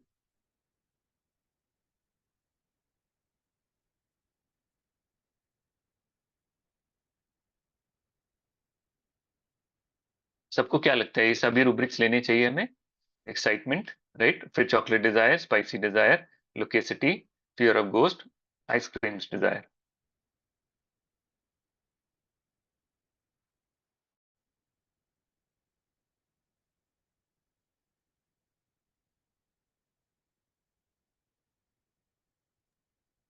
Fear of है। ghost is not prominent, but the chocolate desire, spicy desire is prominent here with, and prominent. excitement. Ice creams also हम can be कैसे, taken, but fear of ghost only 2 marks. So that we हाँ can to, और हम add ये it भी to देख सकते हैं। हाँ, the, so the broad rubrics also can be taken. So fear of ghost right right specific only 2 marks is given. Right right right. और साथ में हम ये भी कह सकते हैं कि बहुत कम बच्चे हैं जिनको डर नहीं लगता, सबको लगता है भूत से डर, राइट। और Yes. आइसक्रीम कौन से बच्चे को पसंद नहीं होती? जिसको नहीं पसंद है वो रुब्रिक है, जिसको नहीं पसंद है आइसक्रीम उसको रुब्रिक लेना चाहिए, उसको कंसिडर करना चाहिए। आइसक्रीम मोस्टली सबको पसंद होती है, राइट। तो इस पे तो वैसे ही डाउट है थोड़ा सा, पर देखो अब दूसरी तरह से अंडरस्टैंड करने की कोशिश करो इसको। अगर इसको हम रूब्रिक लेना चाहें, अगर इसको, तो मैं कैसे देखूंगा? देखो उसमें क्या कह रहा है वो। जैसे मैंने पिछले केस में आपको क्या बताया, fear of height, fear of dark, fear of ghost, सभी बड़े प्रोमिनेंट थे, पर सभी उसी फियर के डिफरेंट एक्सप्रेशन थे। तो हम नहीं लेंगे रेपेटराइज करने के लिए उसको, वो मुश्किल हो जाएगी यहाँ पर, हम गलती करेंगे, क्योंकि वो जो उसका सेंटर है फियर, वही एक्सप्रेस कर रहा है फियर डिफरेंट डिफरेंट एरिया में, अलग अलग तरीके से, पर है वो एक ही है। तो जब हम अलग अलग इंफॉर्मेशन को रेपेटराइज कर लेंगे, वो रेमेडी सारी स्ट्रामोनियम एकदम से आगे खड़ी हो जाएगी आके आपके। हो सकता है वो स्ट्रामोनियम हो ही ना, हो सकता है कोई और रेमेडी हो उसमें, राइट। तो ऐसे ही देखो वो क्या हो रहा है, उसके केस में सेंटर में क्या पड़ा हुआ है, एक्साइटमेंट। और वो क्या कह रहा है, patient feel excited when he eat chocolate and spicy things. इसका मतलब इसमें हम चॉकलेट डिजायर भी नहीं लेंगे, हम डिजायर स्पाइसी भी नहीं लेंगे रेपेटराइज करने वक्त। क्यों? क्योंकि ये एक्साइटमेंट का ही एक एक्सप्रेशन है, नहीं लेंगे हम, राइट। दूसरी तरफ देखो लुकेसिटी व्हेन एक्साइटेड, तो ये क्या है, ये एसोसिएटेड सिम्टम है, एज ए कंकॉमिटेंट। जो उसका मेन सिम्टम है एक्साइटमेंट, जब वो चलता है उसके साथ लोकेसिटी आती है। तो इस केस में हम देखेंगे loquacity with excitement, along with that कि ऐसी रेमेडी जिसका सेंटर एक्साइटमेंट हो। अब चॉकलेट डिजायर, स्पाइसी डिजायर आपकी रेमेडी डिसीजन के बाद अगर उसमें आता है, फिट होता है, ठीक है, नहीं होता तो भी चलेगा। क्यों? क्योंकि ये एक ही तरह, ये एक्साइटमेंट है, उसी का एक एक्सप्रेशन है। ये समझ आया? Yes, got it. Thank नहीं, इज इट वैलिड पॉइंट? इसको सोच के देखो आप अपनी प्रैक्टिस में, हम ये डेली मिस्टेक करते हैं, हम एक जैसे ही रुब्रिक ले लेते हैं कि कई बार। मैं आपको अभी Then एक, the quantity increases rather than the हाँ qualitative analysis. जी जी जी, हम उसको बढ़ा लेते हैं, फिर होता क्या है, अभी मैं आपको केस बताऊंगा जिसमें एंगर प्रिडोमिनेंट है, सेंटर में है। तो अगर रुब्रिक लेंगे तो वो कैमोमिला ही आगे आ जाएंगी। अगर एंगर के सभी रुब्रिक्स ले लेंगे, फॉर एग्जांपल जितने भी आ रहे हैं, beside one self, anger easily, और सब कुछ जितने भी ले लेंगे, एंगर वायलेंट, तो रेमेडीज जो आर एंग्री वो सामने आ जाएंगी। हो सकता है जो बहुत इंपॉर्टेंट रेमेडी है वो उसमें मिस हो जाए। ये बहुत इंपॉर्टेंट है इसमें। इसमें अगर किसी को डाउट है मुझे बताओ, मैं रिपीट करता हूँ उसको। क्यों हमने क्यों चॉकलेट और स्पाइसी डिजायर नहीं लेना? क्यों? क्योंकि वो एक्साइटमेंट का ही पार्ट है, राइट। पर लोकेसिटी उसका एसोसिएशन है, इसलिए वो बहुत इंपॉर्टेंट है, एसोसिएटेड सिम्टम है, तो इसलिए बहुत इंपॉर्टेंट होगा। देन हम उसको कंसिडर नहीं करेंगे। So so the symptom which came with the whole है यहाँ पर excitement, and but not connected with the whole should be considered for sure, जैसे लोकेसिटी है, राइट। वो क्या कह रहा है, the symptom which came with the whole, जो एक्साइटमेंट के साथ आ रहे हैं, पर एक्साइटमेंट के साथ उसका कोई लेना देना नहीं है, राइट। कोई लोकेशियस हो जाएगा, कोई कुछ हो जाएगा, पर ये उसके साथ एसोसिएशन करता है, तो ये लोकेसिटी आप इसमें कंसिडर करोगे। And having some part of which express, और वही चीज डिफरेंटली एक्सप्रेस कर रही है, जैसे डिजायर चॉकलेट, डिजायर स्पाइसी, ये दोनों चीजें क्या लेके आ रही है? एक्साइटमेंट, ये होल का ही पार्ट है। तो ये आप दोनों चीजों को आप मिस करोगे अपने रेपिटेशन चार्ट में। और जो गोस्ट है ये बचपन में कॉमन है, तो आप इसको नहीं लेंगे, ये लीस्ट इंपॉर्टेंट है। तो ऐसे अगर आप रेपिटराइज करोगे तो आपका जो रिजल्ट है रेपिटराइजेशन का वो बेटर हो जाएगा। एक और एग्जांपल ऐसे देता हूं कि जैसे पेशेंट सफोकेशन एंड कंस्ट्रिक्शन दे रहा है मेंटल जर्नल लेवल पर, वो कह रहा है कि मुझे सफोकेशन होती है, कंस्ट्रिक्शन होती है at the mental general level. Then physical level पर उसने क्या बोला है कि जब भी मुझे सफोकेशन होती है तो मेरे यहाँ पर लिप के ऊपर स्वेटिंग होती है, राइट? ये उसने एक सिम्टम दे दिया। फिर उसने साथ में सिम्टम दिया, जब भी उसको सपना आता है स्नेक का, तब भी उसको सफोकेशन होती है। फिर उसने बोला कि जब भी मुझे सफोकेशन होती है, मेरा मीठा खाने का मन करता है, तब मेरा मन करता है कि मैं वॉक करूं और मुझे वॉक से आराम मिलता है। देखो इस केस में कैसे, राइट? अब इस केस में आप कैसे कंसिडर कर सकते हैं?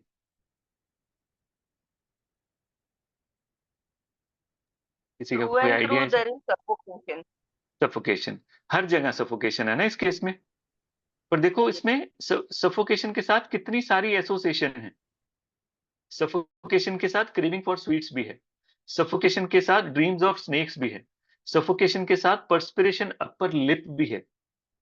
तो अगर इसको आपने पिक करना है रेपिटराइजेशन, तो आपको क्या करना चाहिए? आपको अदर वे अराउंड आना चाहिए, जो एज ए होल है वो आपको छोड़ देना चाहिए। पर होल के साथ जो सिम्टम्स अटैच आ रहे हैं, जो कंकॉमिटेंट्स हैं उसके, जैसे craving for sweets, dreams of snake and perspiration upper lip, ये तीन चीजों को आप रेपिटराइज करो बस, इससे ज्यादा मत करो। इन तीन को रेपिटराइज करके जो रेमेडीज आ रही हैं उसमें से देखो कि कौन सी रेमेडी है जिसमें सफोकेशन सेंटर में पड़ा हुआ है, जिसमें सफोकेशन उसका पार्ट है, तो आपका केस क्लियर हो जाएगा ही, राइट? तो ये जो अंडरस्टैंडिंग है ये बहुत इंपॉर्टेंट है किसी भी केस में, किसी भी केस में। मैं आपको एक अपने केस एग्जांपल देता हूँ उसमें। कितना टाइम हो गया? मैं आपको 15 मिनट्स मोर ना, मैं ये केस छोड़ता हूँ। एक बिल्कुल रीसेंट केस है, वो हम वो डिस्कस करते हैं।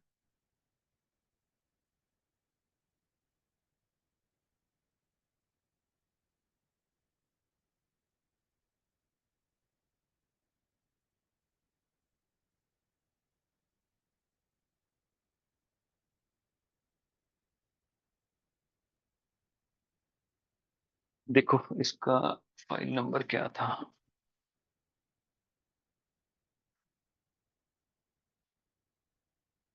देखो ये पेशेंट आया था मेरे पास, डेट डेट डेट मेंशन नहीं है, फोटो में डेट होएगी इसकी 26/4/2023 को, राइट? बॉडीज के कितने सारे एरिया में ऐसे सोराइसिस के इसके पैच थे, राइट? ये कंडीशन में जब मेरे पास आया, मैं इसका केस पढ़ के ही बताता हूँ, मैंने इसको लिखा नहीं। तो केस पहले तो जब भी लेना, जैसे अगर इसमें दिखता हो बिल्कुल पेशेंट की जो लैंग्वेज उसमें एज इट इज लिखो, वो आपको हेल्प करेगा। तो जब मेरे पास आया तो ये इनको इसने मुझे बोला कि सोराइसिस की प्रॉब्लम है 6 साल से, इचिंग बहुत ज्यादा होती है इनको, राइट? और जब इचिंग होती है रात के टाइम बहुत ज्यादा होती है, जब बेड में जाते हैं तो रात के टाइम बढ़ जाती है, जैसे जैसे बॉडी गर्म होती है जैसे जैसे इचिंग बढ़ जाती है। स्किन बहुत ड्राई है, जैसे आप देख रहे हो कितनी ड्राई है और स्केली है बहुत ज्यादा। और अभी 6 मंथ से इसको जॉइंट्स पेन आ रही है। तो इसने मेरे को बोला कि मुझे बहुत स्ट्रेस रहता है, कि मुझे डॉक्टर जो एलोपैथिक डॉक्टर है उन्होंने बोला कि ये ठीक नहीं होएगा, और साथ में तेरे को जो जो जॉइंट्स की प्रॉब्लम है ये भी इसके कारण आ रहा है, और ये बहुत बड़ी प्रॉब्लम है। उन्होंने ऐसे इसको डरा दिया बहुत ज्यादा, और उसको लगता है कि अब मेरा इलाज नहीं हो पाएगा। मेरे डॉक्टर ने एलोपैथी में बोल दिया ये पूरी उम्र आपको दवा खानी पड़ेगी, जो स्टेरॉइड खानी पड़ेगी, इसका कोई सिस्टम नहीं है, कोई इलाज नहीं है इसका, इसलिए ये बहुत ज्यादा घबराया हुआ है। अब देखो यहाँ पर हम रूब्रिक्स ले लेते हैं इसके, राइट? कि फॉर एग्जांपल हम वो ले लेते हैं इसका, रिकवरी को लेकर रूब्रिक ले, डाउटफुल ऑफ रिकवरी और anxiety recovery about, anxiety health about, कितना कुछ डिस्पेयर ऑफ रिकवरी, ये रूब्रिक्स ले लेते हैं। हमेशा जब भी आप रूब्रिक लेते हो take the relevance of the case कि 6 साल से एक पर्सन रेगुलर ट्रीटमेंट करा रहा है और सभी उसको बोल रहे हैं ये इनक्योरेबल है, इनक्योरेबल है, इनक्योरेबल है, वो एफर्ट करी जा रहा है और वो ठीक नहीं हो रहा है, तो कोई भी होएगा तो उसको ये सिम्टम्स आने वाले हैं, राइट। तो इसको होएगा ही होएगा, उसको डिस्पेयर आने ही वाला है, तो पहले ना ले लो इसको, इनको रेपेटराइज करने के लिए ऐसे रूब्रिक्स को। हाँ, जो काम है 3 दिन का है, अभी लग रहा है हाय डॉक्टर साहब कब ठीक होएगा, then it is relevant in the case, this rubric is relevant in the case, right. उसके बाद अब वो एक बहुत छोटी सी ना रेडी लगाता है, रेडी मतलब एक छोटा सा जैसे हॉकर टाइप होते हैं वैसे है, जो कपड़े बेचता है वहां पर, यहाँ पर मेन बाजार में। अब वो कहता है, उसकी जो फीलिंग थी मैं आपको उसका करक्ट बताता हूँ, वो कहता है मेरा फाइनेंशियल इशू है, इसीलिए डॉक्टर साहब आप मुझसे थोड़े से पैसे कम ले लेना, राइट, मैं आपको पूरी पेमेंट नहीं कर पाऊंगा। अब ये बार्गेनिंग नहीं है, राइट, हर चीज का रूब्रिक नहीं बना लेना है, ये उसकी लाइफ सिचुएशन है, राइट। पैसे वाला आपके पास आ रहा है और वो आपके साथ बार्गेनिंग कर रहा है, देन इट इज रेलेवेंट, आप उसको यूटिलाइज कर सकते हो, जहां हम जो दूसरी तरह जैसे सर बोलते हैं हम यूटिलाइज कर सकते हैं, पर इसको हम बार्गेनिंग नहीं ले सकते हैं। वो कहता है अब उसका मेन इशू क्या है, वो कहता है मेरा फाइनेंशियल इशू है, राइट, और मैं एक बहुत छोटा सा काम करता हूँ और ऊपर से मुझे स्किन की प्रॉब्लम है, हाथ बड़े हुए हैं, सारी बॉडी पर है, तो लोग मुझे अजीब तरह से देखते हैं, राइट। एक मेरे पास पैसे नहीं है और एक मेरे को ये प्रॉब्लम है जिसके कारण मेरे से अजीब तरह से बात करते हैं, इवन मेरी फैमिली में भी कोई रिस्पेक्ट नहीं है, लोगों को बोलने की अकल नहीं है, और मुझको ऐसे लगता है कि फॉर एग्जांपल क्योंकि मुझे ये प्रॉब्लम है और साथ में इन केस मेरा फाइनेंशियल वीक है, इसीलिए वो मेरे साथ ऐसे मिसबिहेव करते हैं, मेरी इंसल्ट करते हैं। और मुझे इसके कारण, क्योंकि ये दिखने में बड़ा अजीब लगता है, तो मुझे फील भी होता है किसी के सामने जान में, मुझे एम्बेरस फील होता है और मुझे अच्छा नहीं लगता है जब मैं जाता हूँ, राइट। ये उसने मुझे बताया, करेक्ट। और उसके साथ उसने मुझे बताया कि इस सारी सिचुएशन में मुझे गुस्सा बहुत आता है, बहुत ज्यादा गुस्सा आता है। कहते हैं इतनी छोटी छोटी बात पे मुझे गुस्सा आ जाता है कि वो अनबेरेबल है मेरे लिए, कि उस सारे गुस्से में बहुत ज्यादा मैं कंट्रोल करता हूँ, क्योंकि मुझे आता है कि मेरा कस्टमर ना खराब हो जाए, पर इन केस जब मेरे से कंट्रोल नहीं होता तो मैं उसको बोल देता हूँ चाहे नुकसान हो जाए, तो उस कंडीशन में वो बहुत ज्यादा, और कहता है कि गुस्सा इतनी जल्दी आता है, जल्दी चले भी जाएगा, पर वो इतना ज्यादा आएगा मेरे से कंट्रोल ही नहीं होएगा। और कहता है जब भी मुझे गुस्सा आता है मेरी बॉडी में हीट होती है और मेरी ईचिंग बढ़ जाती है, और ईचिंग इसको बहुत ज्यादा होती है। कहता है गुस्से में मुझे खारिश होने लग जाती है, और घर में कहता है कि मैं बात ही नहीं कर पाता। घर में मेरी वाइफ मेरे से एग्रेसिव रहती है, तो जब मैं कोई बात होती है तो वो मेरे से एग्रेसिव हो जाती है, तो मुझे होता है मुझे समझ ही नहीं आती कि मैं क्या करूं इस सिचुएशन में। फिर जब मैं कहता भर जाता हूँ तो मैं पी के घर जाता हूँ, तो मैं पी के घर जाता हूँ तो मेरा जितने महीने का हफ्ते का जो भी गुबार होता है मैं निकाल देता हूँ उस चीज को। देन उसने बोला कि इस चीज को ओवरकम करने के लिए, तो अब मैंने क्या किया कि मैंने उसको वो लेना शुरू कर दिया, हैश लेनी शुरू कर दी, जॉइंट जो होता है, कैनबिस लेनी शुरू कर दी, कि कम से कम मैं जो अपनी शॉप पर हूं मैं वो ठीक रहूं, राइट, वो मेरी वो ना रहे। तो उसके साथ उसने बोला कि जो मेरी ईचिंग होती है, जो मुझे स्वेट आ जाए तो भी ईचिंग होती है, पर स्वेट मुझे आता बहुत कम है, बहुत कम, बहुत एक्सर्शन करूं तो एक्जिला में थोड़ा सा स्वेट आता है, जब बॉडी पर थोड़ा सा आएगा, बहुत रेयर है मुझे स्वेट आता है। और इंसल्ट मुझे छोटी छोटी बात पे फील हो जाती है, क्योंकि मुझे ऐसे लगता है कि मुझे नीचा दिखा रहे हैं। ये बात उसने कम से कम 3-4 बार कर दी। जब भी ऐसी सिचुएशन होती है मुझे बहुत ज्यादा गुस्सा आता है, और गुस्से में मैं कुछ भी बोल देता हूँ उस कंडीशन में, मेरे से सुना नहीं जाता।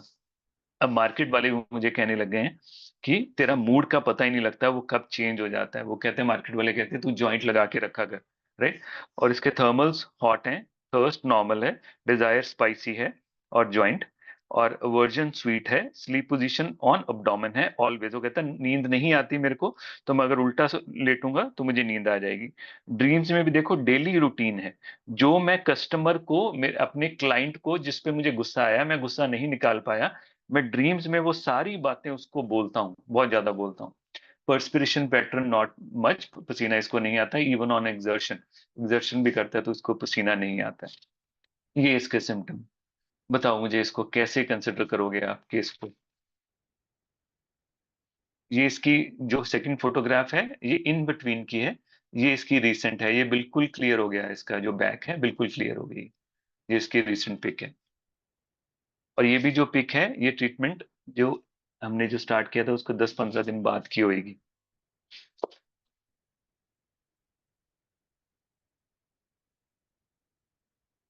अब इस केस में ऐसा क्या है जो थ्रू एंड थ्रू है?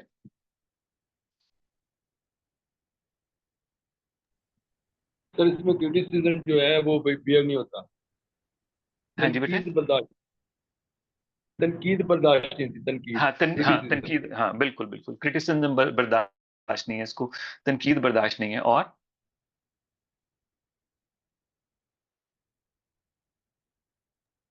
समटाइम वो एंगर को सप्रेस करते हैं और समटाइम वो उसको ना निकाल पाते हैं। और बिल्कुल समटाइम एक्सप्रेस जो कर देता है। इंडिजिनेशन है। राइट राइट, इंडिग्नेशन है, राइट। और मॉडिफिकेशन भी है, being insulted in modification, front of other. बिल्कुल बिल्कुल। देखो यहाँ पर दो चीजें हैं जो बहुत इंपॉर्टेंट है यहाँ पर अंडरस्टैंड करनी। एक है इंसल्ट, हो सकता है कि इंसल्ट वाली ग्रुप में भी इसकी रेमेडी पड़ी हो, राइट। पर इंसल्ट छोटा रूब्रिक है, डिल्यूजन है, परसेप्शन है। उसी का ग्रेटर वर्जन है एलिमेंट फ्रॉम मॉर्टिफिकेशन, ह्यूमिलिएशन, चैग्रिन। उसमें 3 पार्ट आते हैं। मॉर्टिफिकेशन का मतलब होता है आत्मदमन, इंद्रिय दमन। इंद्रिय दमन का मतलब काम, क्रोध, लोभ, मोह, अहंकार।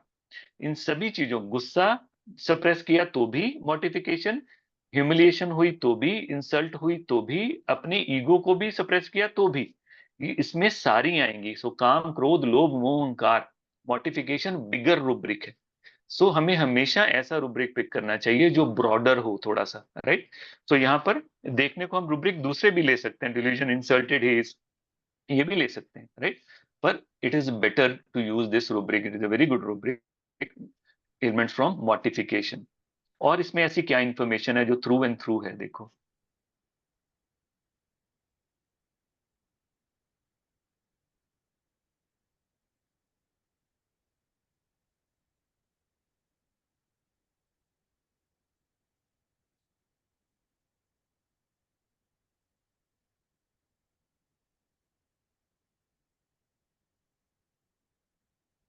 कुछ ऐसा है जो थ्रू एंड थ्रू है इस केस में, जैसे उसमें फ्राइट था और एक्साइटमेंट था, इसमें ऐसा कुछ है जो थ्रू एंड थ्रू है?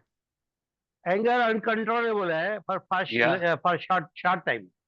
Yes yes, anger through and through है। अब देखो पूरी जगह एंगर है, एंगर बार बार आ रहा है, डिफरेंट डिफरेंट सिचुएशन में डिफरेंट तरह से आ रहा है। कभी वो कह रहा है, एकदम से आता है, एकदम से चले जाता है। कभी वो कह रहा है मुझे गुस्सा आता है, मैं एक्सप्रेस नहीं करता हूँ। कभी कहता है मैं आपे से बाहर हो जाता हूँ। और कभी कह रहा है कि गुस्सा एक्सप्रेस करने के लिए उसको शराब पीनी पड़ रही है, राइट। कितने डिफरेंट एरियाज आ रहे हैं, पर पीछे एक चीज कॉमन है, दैट इज एंगर।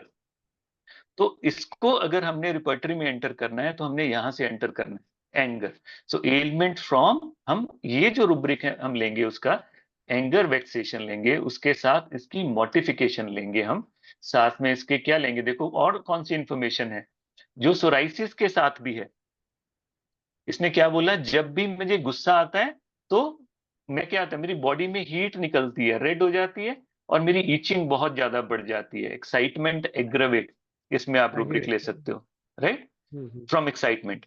तीसरी, चौथा, इसकी जर्नैलिटी में एक सिम्टम पड़ा हुआ है, स्लीप पोजीशन अमेलियोरेट। अगर आप उस, हाँ, on abdomen, right, sleep position on abdomen. और एक रूब्रिक पड़ा हुआ है इसका, हाँ, इनएबिलिटी टू स्वेट, राइट। ये बहुत अच्छा रूब्रिक है। क्यों कहते हैं हम, फॉर एग्जांपल जैसे हम कहते हैं कि कलकेरिया का आपको बहुत ज्यादा स्वेट आता है, और समटाइम्स हम उसको रूल आउट कर देते हैं पेशेंट में अगर पसीना ना हो। पर अगर आप रूब्रिक देखोगे, स्किन में, skin dry, inability to sweat even on exertion, calcarea का उसमें पड़ी हुई है 4 मेडिसिन में, 2 मार्क्स में। तो हमें नहीं बनानी चाहिए ऐसी पिक्चर, तो वहां पर ये रूब्रिक ऐड कर सकते हैं हम कि स्किन इनएबिलिटी टू प्रेस्पायर। अगर हम ये सभी रूब्रिक्स लगाते हैं, सपोज देखो रेमेडीज कौन सी आती हैं, अगर ये हम लगाते हैं, रेमेडीज आती है बेलेडोना, लाइको, कलकेरिया, सल्फर, नाट्राम्यूर, पल्सेटिला, और आर्सेनिक में वो नहीं है एंगर वेक्सेशन। अगर ये चीज आती हैं, ये रेमेडीज, राइट। अब देखो लाइको जैसी स्टेट भी है उसकी, जैसे वो कह रहा है कि मैं वाइफ को नहीं बोल पाता हूं। पर अब हम देखेंगे कि ओवरऑल एंगर, कौन सी रेमेडी है जिसका सेंटर एंगर है। तो जो पल्सेटिला है, ये बिलोंग करती है रेनिकुलेसी फैमिली को, प्लांट है जिसमें सेंसिटिविटी एंड रिएक्टिविटी है। रेनिकुलेसी को बिलोंग करती है जिसका थीम है रॉ नर्व्स। जैसे ऊपर वाली स्किन किसी ने उतार दी हो, स्लाइट हवा चलेगी वो भी फील होएगी, कुछ टच हो जाएगा वो भी पेन करेगा, इतनी सेंसिटिविटी है पल्सेटिला में। और हमने एक पिक्चर बनाई हुई है कि पल्सिटिला माइल्ड होती है, रॉ नर्व्स है। और देखो एक रूब्रिक पड़ा हुआ है, आपको एक बार देखना, alcoholism dipsomania from weakness of character, उसमें सिर्फ 3 रेमेडीज हैं और एक पल्सिटिला है उसमें, राइट। और ड्रीम्स ऑफ एंगर, अगर उसमें भी देखो, उसमें भी ये कवर करती है पल्सिटिला। तो यहाँ पर पल्सिटिला वर्क ब्यूटीफुली इस कंडीशन में, राइट। और बेस क्या रहा, सिर्फ वही कि फर्स्ट जो थ्रू एंड थ्रू चल रहा है और उसके साथ जो एसोसिएटेड सिम्टम है उसको हमने यूटिलाइज किया है यहाँ पर प्रिस्क्रिप्शन के लिए। कोई डाउट किसी को यहाँ पर? और स्लीप पोजीशन भी कवर करती है, पर्सपिरेशन इनएबिलिटी स्वेट भी कवर करती है। अब अगर बैक जाओगे, हर चीज कवर करेगी वो, बिसाइड वन सेल्फ बीइंग वो कवर करेगी, राइट। वीपिंग एंगर आफ्टर, जैसे उसने बोला कि जब मुझे गुस्सा बहुत आता है तो मुझे रोना आ जाता है, एंड में मैं रो पड़ता हूँ उस कंडीशन में, ये भी कवर करेगी। देन वो थ्रू एंड थ्रू कवर करती है। पर अगर ये रूब्रिक हम पहले ही लगा लेंगे तो उसमें हो सकता है देयर इज ए चांस हम कोई रूब्रिक ऐसा ऐड कर लें कि जो एप्रोप्रिएट नहीं है सिचुएशन में और हमारी रेमेडी उसमें से निकल जाए। तो हमें कोशिश करना चाहिए कि जब हम रेपर्टराइज के लिए जाए, रूब्रिक की सिलेक्शन बहुत एप्रोप्रिएट हो according to the case. It is not mathematical addition of the rubrics, it should be on the, जिसे हम क्या बोलते हैं, क्या वर्ड यूज कर सकते हैं, कि उस समय की, उस केस की जो जरूरत है, वो जो केस कह रहा है कि हाँ ये जो मेरे इश्यूज हैं ये मेन इश्यूज हैं, हम उसको एड्रेस करें रादर देन दिस। यहां तक कोई क्वेश्चन किसी अकॉर्डिंग को? To the concern, sir concern हाँ, कर कंसर्न सकते ऑफ हैं, द पेशेंट, कंसर्न। हाँ कह सकते हैं, बिल्कुल बिल्कुल। यस यस, दिस इज हाँ, व्हाट। हाँ, according to the merit of the case and according the concern of the patient, उसके हिसाब से अगर हम चलेंगे तो हो जाएगा। सर आपने बताया वीपिंग एंगर आफ्टर, तो जी जी, वीपिंग एंगर ड्यूरिंग है ना, कि हाँ हाँ, if the patient cannot express her anger and starts weeping, अभी so start it will weeping, be during बिल्कुल anger. बिल्कुल सर, बिल्कुल बिल्कुल। इस पेशेंट में था सर, वो उसके बाद रो पड़ता था, जब वो इतना बोलता था शराब पीने के बाद अपने वाइफ को, बच्चों के, उसके बाद वो एंड में उसका रोना आ जाता था सर। सर ये कब आएगा इसका आपका ये YouTube पे रिकॉर्डिंग? ये सर बताएंगे, मुझे मालूम नहीं है सर। ये डॉक्टर संजय करेंगे, थोड़ी देर में ही कर देंगे, आज या कल तक ना। ठीक है, एनी क्वेश्चन? तो ऐसे हमारे फेसबुक पर ये साथ के साथ लाइव हो रहा है, वहां पर रहेगा हमेशा के लिए। ठीक है, फेसबुक का क्या, वहां पे क्या ढूंढेंगे मैडम, प्लीज एक बता दीजिए जी। डेयर पेज आप लाइक कीजिए, आपको सारे वीडियोस दिखती रहेंगी हमेशा के लिए। ठीक है, थैंक यू, समझ आ गई मैडम, थैंक यू। क्योंकि सो टाइम सो ज्यादा भाई। लास्ट में, हाँ बिल्कुल बिल्कुल, लास्ट करने लगा हूँ। ओके, सो आज की समरी क्या थी, उसको ओवरकम कर ले, नहीं तो ओवरव्यू कर ले, नहीं तो रहेगा। हमने क्या लर्न किया कि those cases which demand repertory as a primary tool, right, we learn out of many rubric how to pick the rubric which really matters, जो मैटर करते हैं, राइट। ये हमने अभी मिस नहीं किया टाइम के लिए, to consider pathology in a case, कब हमें पैथोलॉजी कंसिडर करनी। So this is how we can adopt a multi-dimensional approach which does not depend upon our habits and bias. वो bias नहीं है, but it is our flexibility to adopt a method which is needed in a particular case at that moment, that time. वहां पर जाके जो chances of failures हैं वो कम हो जाएंगे, right? So यहाँ पर balance हो जाएगा knowledge of repertory का and art of application का, जहाँ पर आपके result better हो जाएंगे। Thank you all of you. अगर कोई भी क्वेरीज है प्लीज ब्रिंग फॉरवर्ड, मैं एड्रेस कर दूंगा। Thank you sir, thank you. Screen share thank you निकाल जी, देना। Thank you so much, sir. It was very nice webinar. Thank you जी, थैंक यू जी। Thank you. Yogesh screen share निकाल देना। Okay sir, okay sir, done sir.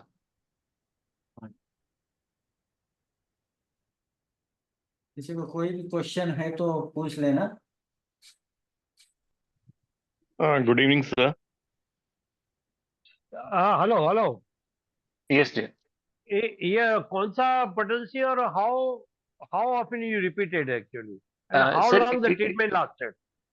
जी sir अगर इसमें pictures में देखोगे, इसमें डेट थी, ये हमने स्टार्ट किया था 4th month 23rd को, और जो लास्ट पिक्चर है वो है कोई 1 month बैक की शायद, जहाँ 15 days बैक की, जो बिल्कुल क्लियर है, मैंने दोबारा से लिया, तो इसको 1-1.5 साल लगा है। पर इसमें हमने जो पोटेंसी है, we started with the 200, and it goes up to 10m, जो लास्ट दी हुई है आज से कोई 6 महीने पहले 10m दी हुई है लास्ट, और उसके बाद अभी तक कोई रेपिटेशन नहीं है सर। वीडियो स्टार्ट कर देना। how often you repeated 200 first? Only sir 3 doses till patient said कि मुझे दोबारा से प्रॉब्लम आ रही है। अच्छा, then you repeated, and how, why जी sir. why you increase the potency? Sir Why did you increase हाँ potency बिल्कुल, from 200 to 1m? क्योंकि रिलैप्स हो रहा है सर, उसको दोबारा से प्रॉब्लम आ रही है, तो अच्छा, उसमें मेरी प्रेफरेंस रहती है गो हायर। हाँ। अच्छा, okay, if you are selecting 1m or 10m, then repetition will be after how many days? Then हाँ नहीं, days it depends upon the sir. For example मैं आपको एक एग्जांपल देता हूँ। सपोज मैंने 200 की पोटेंसी किसी पेशेंट को दी है, और उसने मुझे 15 डेज बाद बोला है कि मेरे को ये प्रॉब्लम आ रही है। मैंने उसको फिर रिपीट किया है सपोज 200 ही, और 15 डेज बाद उसने मुझे फिर बोला है कि इसका मतलब 15 डेज में एग्जॉस्ट हो जाती है, तो मैं Okay. उस केसेस में 15 से पहले ही, यानी कि 13-14 डे पर ही मैं रेपिटेशन कर दूंगा। पर अगर मैं बहुत क्लियर हूं केस में, बहुत क्लैरिटी है, आई विल गिव 10m और 50m, then wait for it, कि जब मुझे लगे कि दोबारा से रिलैप्स आ रहा है सर। हाँ, और हमने सुना है कि स्किन के केसेस में we should start with a lower potency. जी सर, जी Otherwise sir, it might aggravate. बिल्कुल सर, बिल्कुल। पर इसमें सर मेरे पास सिम्टम क्लैरिटी थी और उसके कीनोट्स भी अवेलेबल थे, तो इसका मतलब जब भी सिम्टम क्लैरिटी और कीनोट्स अवेलेबल है, इसका मतलब उसकी जो वाइटल फोर्स है वो स्ट्रांग है sir. Okay. Potency directly depends upon the, जिसे बोलते हैं susceptibility of the patient. So patient में कीनोट सिम्टम तभी आते हैं अगर पेशेंट की इंटरनल वाइटलिटी स्ट्रांग है। इसीलिए हम कहते हैं जब पैथोलॉजी है तो कीनोट्स नहीं आते, तो अगर कीनोट्स हैं you can go higher sir, even in the skin cases. Okay, one more question, sir. जी सर, ये जी सब सर, स्किन का प्रॉब्लम तो उसका सॉल्व हो गया, जी सर। वो जो उसका एंगर था, anger on trifles, yes sir, much क्या reduce sir, much reduce sir.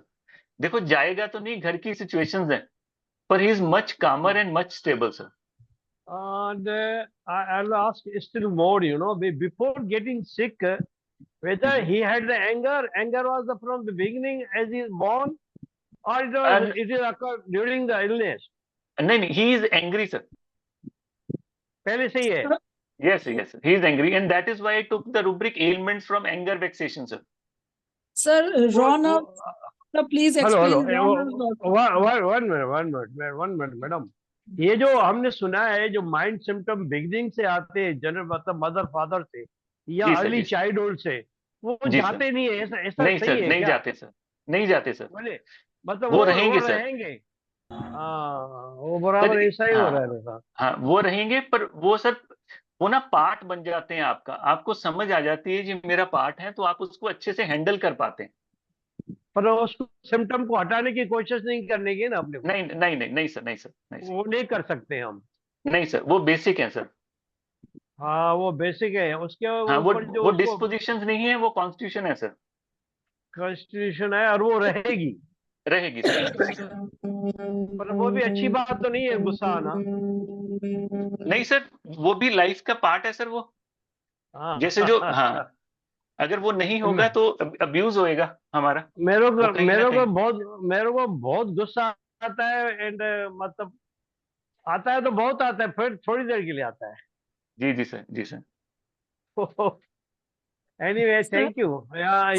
Okay, sir. Sir, one thing. Explanation is very good, very good. Thank you, sir. Thank you, sir. Sir, please explain raw nerves concept also. हाँ, अगर आप doctor राजन शंकरन को refer करोगे तो doctor राजन शंकरन ने रेनिकुलेसी को जब explain किया, तो उन्होंने एक्सप्लेन किया कि इसमें रॉ नर्व्स होती हैं, सारी की सारी रेनिकुलेसी, एकोनाइट, पल्सिटिला, इसमें ना रॉ नर्व्स है। रॉ नर्व्स है मतलब कि ऐसी रॉनेस है कि थोड़ा सा छेड़ोगे तो ये रिएक्ट करेंगे। जैसे एकोनाइट में फियर आता है, जैसे थोड़ी सी हवा लगती है एकोनाइट साथ में बीमार हो जाता है। रॉ है वो, जैसे ऊपर कवरिंग नहीं है उनके, राइट? ऐसे ही, इसीलिए अगर आप पढ़ोगे ना, इसके रूब्रिक्स को पढ़ो आप, पल्सिटिला की, जहाँ इन केस हेरिंग से पढ़ो, आपको बहुत ज्यादा इरिटेबिलिटी, एंगर, वो सब मिलेगा, वेक्सेशन मिलेगा, क्योंकि ये बहुत एंग्री हैं, बहुत इरिटेबल है अंदर से, पर बाहर से काम दिखती है। पैथोलॉजी भी है इसमें?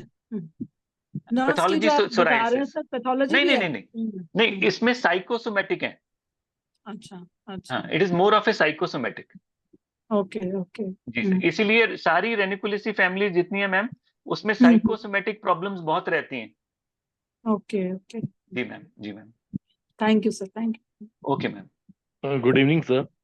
Good evening.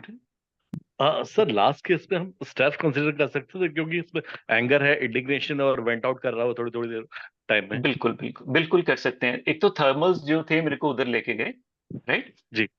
हाँ, दूसरा चीज इसका जो कीनोट्स था, एक उसका ड्रिंकिंग वाला भी, वो भी बहुत इंपॉर्टेंट था कि ओके वो पीने के बाद उसको होता है जो उसकी बिल वाला रुब्रिक मैंने बताया था ना, एक रुब्रिक जी। था alcoholism dipsomania from weakness of character. Yes यानी कि जब वो पी लेता है तो उसका करेक्टर स्ट्रांग हो जाता है, वो बहस भी कर सकता है, बात भी कर सकता है, अदरवाइज वो बात नहीं कर सकता। ये ओके एक कीनोट था। दूसरा जी। उसकी स्लीपिंग पोजीशन, वो जो बहुत इंपॉर्टेंट थी। साथ में वीपिंग आफ्टर एंगर, वो उसमें बहुत स्ट्रांग था। ओके जी sir. Thank you sir, thank you. Okay sir. Sir hello. जो भी रिपर्टी मैडम, हाँ जी, है हाँ जी। उसको कहाँ से वाइंड अप रीड कर दो। करेंगे? आप ओके। रीड करें। हेलो। जी सर, कैंट रिपर्टी के मेट को कहाँ से रीड करेंगे? सर कैंट रिपर्टरी का एक इशू है, अगर आप पढ़ोगे ना Kent repertory, sir it is a combination of many authors. Even सबसे जो क्रिटिक थे कैंट के, बोनिंगसन, यानी कि कैंट जिनके क्रिटिक थे, कैंट रिपर्टरी में बोगर बोनिंगसन के जो थेरेपेटिक बुक है उसकी ऑलमोस्ट सारी एडिशंस हैं सर। तो कैंट रिपर्टरी है, इट वो अपने आप में मल्टीपल कलेक्शन है सर, कितने सारे मटीरिया मेडिकास की। और सिंथेसिस को इसीलिए समटाइम जब कैंट रिपर्टरी में आप पढ़ते हैं ना, तो कैंट लिटरेचर में जाते हैं तो वो लिखा ही नहीं होता सर, क्योंकि वो बोगर बोनिंगसन से आया होता है। जी जी जी अच्छा। आप आपके हिसाब से कौन सा बेस्ट रेपरेटरी है? सर जो बेस्ट, फॉर एग्जांपल मैं इसको देखता होता हूँ कि सिंथेसिस वेरी गुड, कंप्लीट भी गुड है सर, पर विद द जो हाँ। प्रीवियस एडिशंस थे, आजकल एडिशंस बहुत ज्यादा हो गई और मोस्टली एडिशन माइंड में हो रही है। अच्छा अच्छा सिंथेसिस में किस मटेरियल मेट को पढ़ना चाहिए सिंथेसिस में? सिंथेसिस में सर मैं ओवरऑल यूज करता हूँ part combination sir, Pathak, Allen, Nash, Kent और बोरिक सर, और उसके बाद उसको क्या बोलते हैं, वर्मुलिन सर। जी जी, thank you sir, thank you lot. Okay sir, okay sir, thanks everybody, thank Thank you, you everyone. Very much. Logging out sir. हमारे थैंक यू। सर डेयर इसकी पेज रिकॉर्डिंग्स अवेलेबल होगी सर, रिकॉर्डिंग्स हाँ इसकी? जी, हाँ जी, जी वही सर, जी बताने sir. जा रही हूँ। इसकी रिकॉर्डिंग हमारे फेसबुक डेयर पेज, आप टाइप करेंगे फेसबुक पर DARE कैपिटल में, हाँ तो हूँ मैं, हमारा हाँ वहाँ पेज पे हूँ आएगा। मैडम। हाँ थैंक यू, थैंक हाँ यू। जी, पेज को लाइक कीजिए, आपको यही रिकॉर्डिंग नहीं, बाकी सेशंस की भी रिकॉर्डिंग्स मिलेंगे। आप ये नहीं तो थैंक फिर यू। आप हमारे यूट्यूब चैनल पर जाएंगे, doctor DR full stop Promila Nehra, आपको वहां पर भी काफी सारे वीडियोस मिल जाएंगे हमारे बाकी नहीं वो तो डॉक्टर्स फॉलो के। करता हूँ मैडम, आपके वीडियो बहुत बढ़िया होते हैं हर video. Thank you, thank you, हाँ थैंक जी, यू। तो वहां पे भी क्या आपको वीडियोस मिल जाएंगे। इसके बिना कुछ डॉक्टर्स ने हमें फेसबुक पे पूछा है कि अगर ग्रुप ज्वाइन करना है व्हाट्सएप, तो वो कैसे करना है। तो आप मेरा नंबर टाइप कीजिए 9814966919। फिर से बोल रही हूँ 9814966919। मुझे मैसेज कीजिए, अपना इंट्रोडक्शन दीजिए, जैसे ही हमारे ग्रुप में जगह बनेगी हम आपको ऐड करेंगे। ग्रुप मैं मैडम सब मैडम मैं मैडम मैं सबको ये ए- ग्रुप रेकमेंड करूंगा, और पेड सेशन भी जो आपके होते हैं मैडम बहुत अच्छे होते हैं, वो भी मैंने ज्वाइन किए हुए हैं, बहुत बढ़िया। Thank you. ये थैंक आपका यू। नंबर एक बार वापस रिपीट करेंगे मैडम? हाँ जी, 98149149 एक वन वन मिनट बंद हो गया। 198149। हाँ 66 हाँ, 919। 66919। आपका हाँ नाम जी, क्या है madam? Doctor Promila Nehra. Doctor Promila. Promila Nehra, हाँ जी। हाँ thank you Promila. Thank you sir. तो आप मुझे कांटेक्ट कर सकते हैं, डॉक्टर योगेश को भी कांटेक्ट कर सकते हैं ग्रुप में ऐड होने के लिए। फिलहाल के लिए ग्रुप में कोई भी जगह नहीं है, तो हम अभी तो ऐड नहीं कर सकते, लेकिन जैसे ही जगह आती है तो हम आपको ऐड कर देंगे। अगर हमें थैंक यू। और फॉलो करना है, डेयर पेज पे कीजिए, यूट्यूब पे कीजिए। हाँ थैंक डेयर यू। पेज पे और यू। हाँ हाँ, डेयर पेज पे आप बोलो ना, क्या क्या टाइप करने का वहां पे, मेरे को मालूम नहीं है। और इसमें डेयर यूट्यूब टाइप में कीजिए, यूट्यूब में DARE टाइप कीजिए। हाँ, उसके बाद और जो यूट्यूब पे करना है आप हाँ, वही वही वही। DR full stop Promila Nehra. अच्छा, DR फुल स्टॉप। हाँ जी, डॉक्टर प्रोमिला नेहरा कीजिए टाइप, डी यूट्यूब चैनल अच्छा, DR DR है। सर मेरा। आप मुझे आप व्हाट्सअप कर दीजिए, मैं आपको लिंक्स भेज दूंगी। हाँ, व्हाट्सएप भी कैसे करूं मैं आपको? मेरा नंबर तो सेव करना पड़ेगा आपको। हाँ जी, करे सर, कोई बात नहीं। DR मेरा बोला ना, क्या बोला? Doctor Promila Nehra sir. प्रोमिला बेहरा, तो उधर टाइप वही करने का यूट्यूब में। सर मैं लिख के दे रही हूँ आपको इधर। ਤੁਸੀਂ ਇਹਨਾਂ ਦਾ ਨੰਬਰ ਸਰ ਦਾ ਨੰबर ਲੈ ਲਓ ਨਾ। सर ਤੁਸੀਂ आप ही मैसेज नंबर कर दे दो। दो आपका। सर तो हाँ, नंबर दे दो। मेरा नंबर लिखो ना। जी बोलिए। 94 हाँ जी 9422 हाँ जी 67 हाँ जी 84 हाँ जी 83। ठीक है जी, क्या नाम है sir? Doctor Keswani. Okay okay sir, doctor ठीक है। Keswani. Thank you ma'am. Okay जी, लियाकत भाई थैंक यू, आप आए, अपना कीमती समय आज पूरा दिया हमको। नहीं, बहुत lecture was very good actually. अरे मेरे को पता है पम्मी, योगी रातों में कहीं भी जाते होते हैं, पता है वो कभी कभी टाइम नहीं मिलता, बस इसलिए। योगी रोज आया कर भाई का टाइम खराब करने के लिए। मैं तो बोला हूँ उसको, तो वो योगी को भरोसा नहीं होता था कि मैं आता हूँ। बेटा मैं बहुत प्यार करता हूँ तेरे से, तेरे को पता है। हाँ जी नहीं मालूम है सर। और क्या, आई लव यू। जी सर जी सर। अच्छा एक बात और बोलूं बिटवीन यू आपका एंड मी। इम्तिहान लेंगे भाई के उस समय जिस समय ना आ पाए। ले योगी एक बात बोलूं देखो आज। हाँ जी सर। वो जो रेपर्टरी को जो ये जो एग्जांपल तूने दिया था ना कैंथरिस का। जी सर। उसके अंदर जो रेपर्टरी में वो जो पीसेस है ना। जी सर। असल में देखो ये बहुत मस्त, this is the beauty of repertory, है ना, कि उसको देखो जैसे अभी if I give you an example of let us से पिस्तौल, है ना, लाइक पिस्तौल is one symptom, okay, which is proven in repertory, है ना। तो उसके अलग अलग पार्ट्स को तुम निकालोगे। अच्छा एक स्कूटर कैसी बनी थी आपको पता है? स्कूटर का इन्वेंशन कैसे हुआ है? सेकेंड वर्ल्ड वॉर में जो भी चीजें पड़ी हुई थी जर्मनी में बहुत ज्यादा, तो उन चीजों को जोड़कर स्कूटर बना हुआ। स्कूटर का इन्वेंशन ऐसा हुआ था। तो ये प्रूविंग का जो एक फुल जो एक सिम्टम जो आता है ना वो पेशेंट में, उसको अलग अलग क्योंकि वो अलग अलग कॉन्सेप्ट है, उसको तुम अलग अलग जगह पर भी यूज कर सकते हो। उसको जो पीसेस में दिया हुआ है ना, ये रेपर्टरी का मतलब ये तीनों चीजें इतनी माशाल्लाह। जैसे मैथमेटिक्स का तो खैर वो तो इंटरप्रिटेशन ऑफ द ऑथर है, लेकिन प्रूविंग तो अल्टीमेट है। Nothing is ultimate than proving, है ना। लेकिन ये इसका तीनों का इतना प्यारा मजा है कि जैसे अभी आप लिख रहे हो मैथमेटिक्स का, ठीक है, तो उसके अंदर आपका अंडरस्टैंडिंग, आपके लाइफ में जो पेशेंट आपने देखे हुए, जी सर, तो आप उनको जैसे आपने जीवन में जो जो भी लोग, सब मान लो आपने जीवन में कोई कैलकेरिया देख लिया, तो आप जैसे एक पेशेंट को आप थ्रू आउट, जैसे आपका भाई फॉर एग्जांपल है, वो कैलकेरिया से थ्रू आउट ठीक हो रहा है, तो वो एक पर्सनैलिटी आप आपकी मैथमेटिक्स में ऐड की। जैसे मैंने कोई कैलकेरिया दिखा हुआ है तो मैं अपनी एक पर्सनैलिटी कैलकेरिया की ऐड की। जी सर। तो ये this is beauty of mathematics. बिल्कुल sir. more of individual experiences and along with that the knowledge of homeopathy.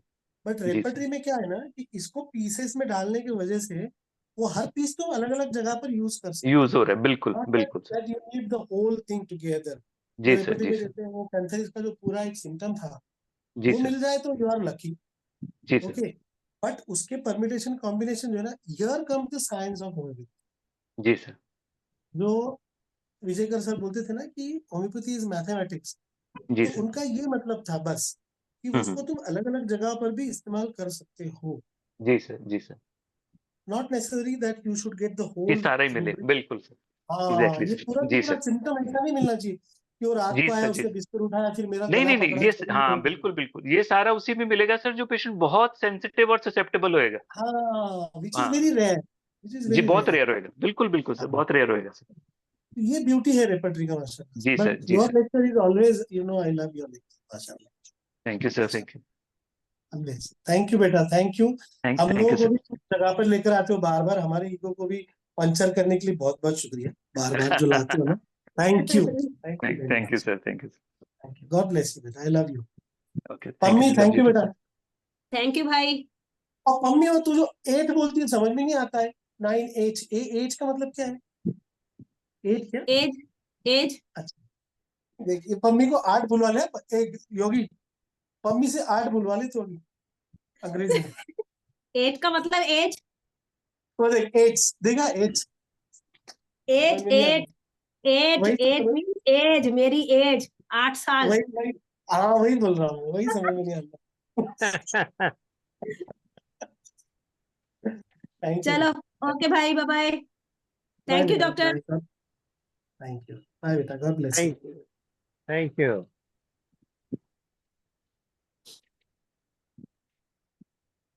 Sanjay live से निकालो रिकॉर्डिंग भी।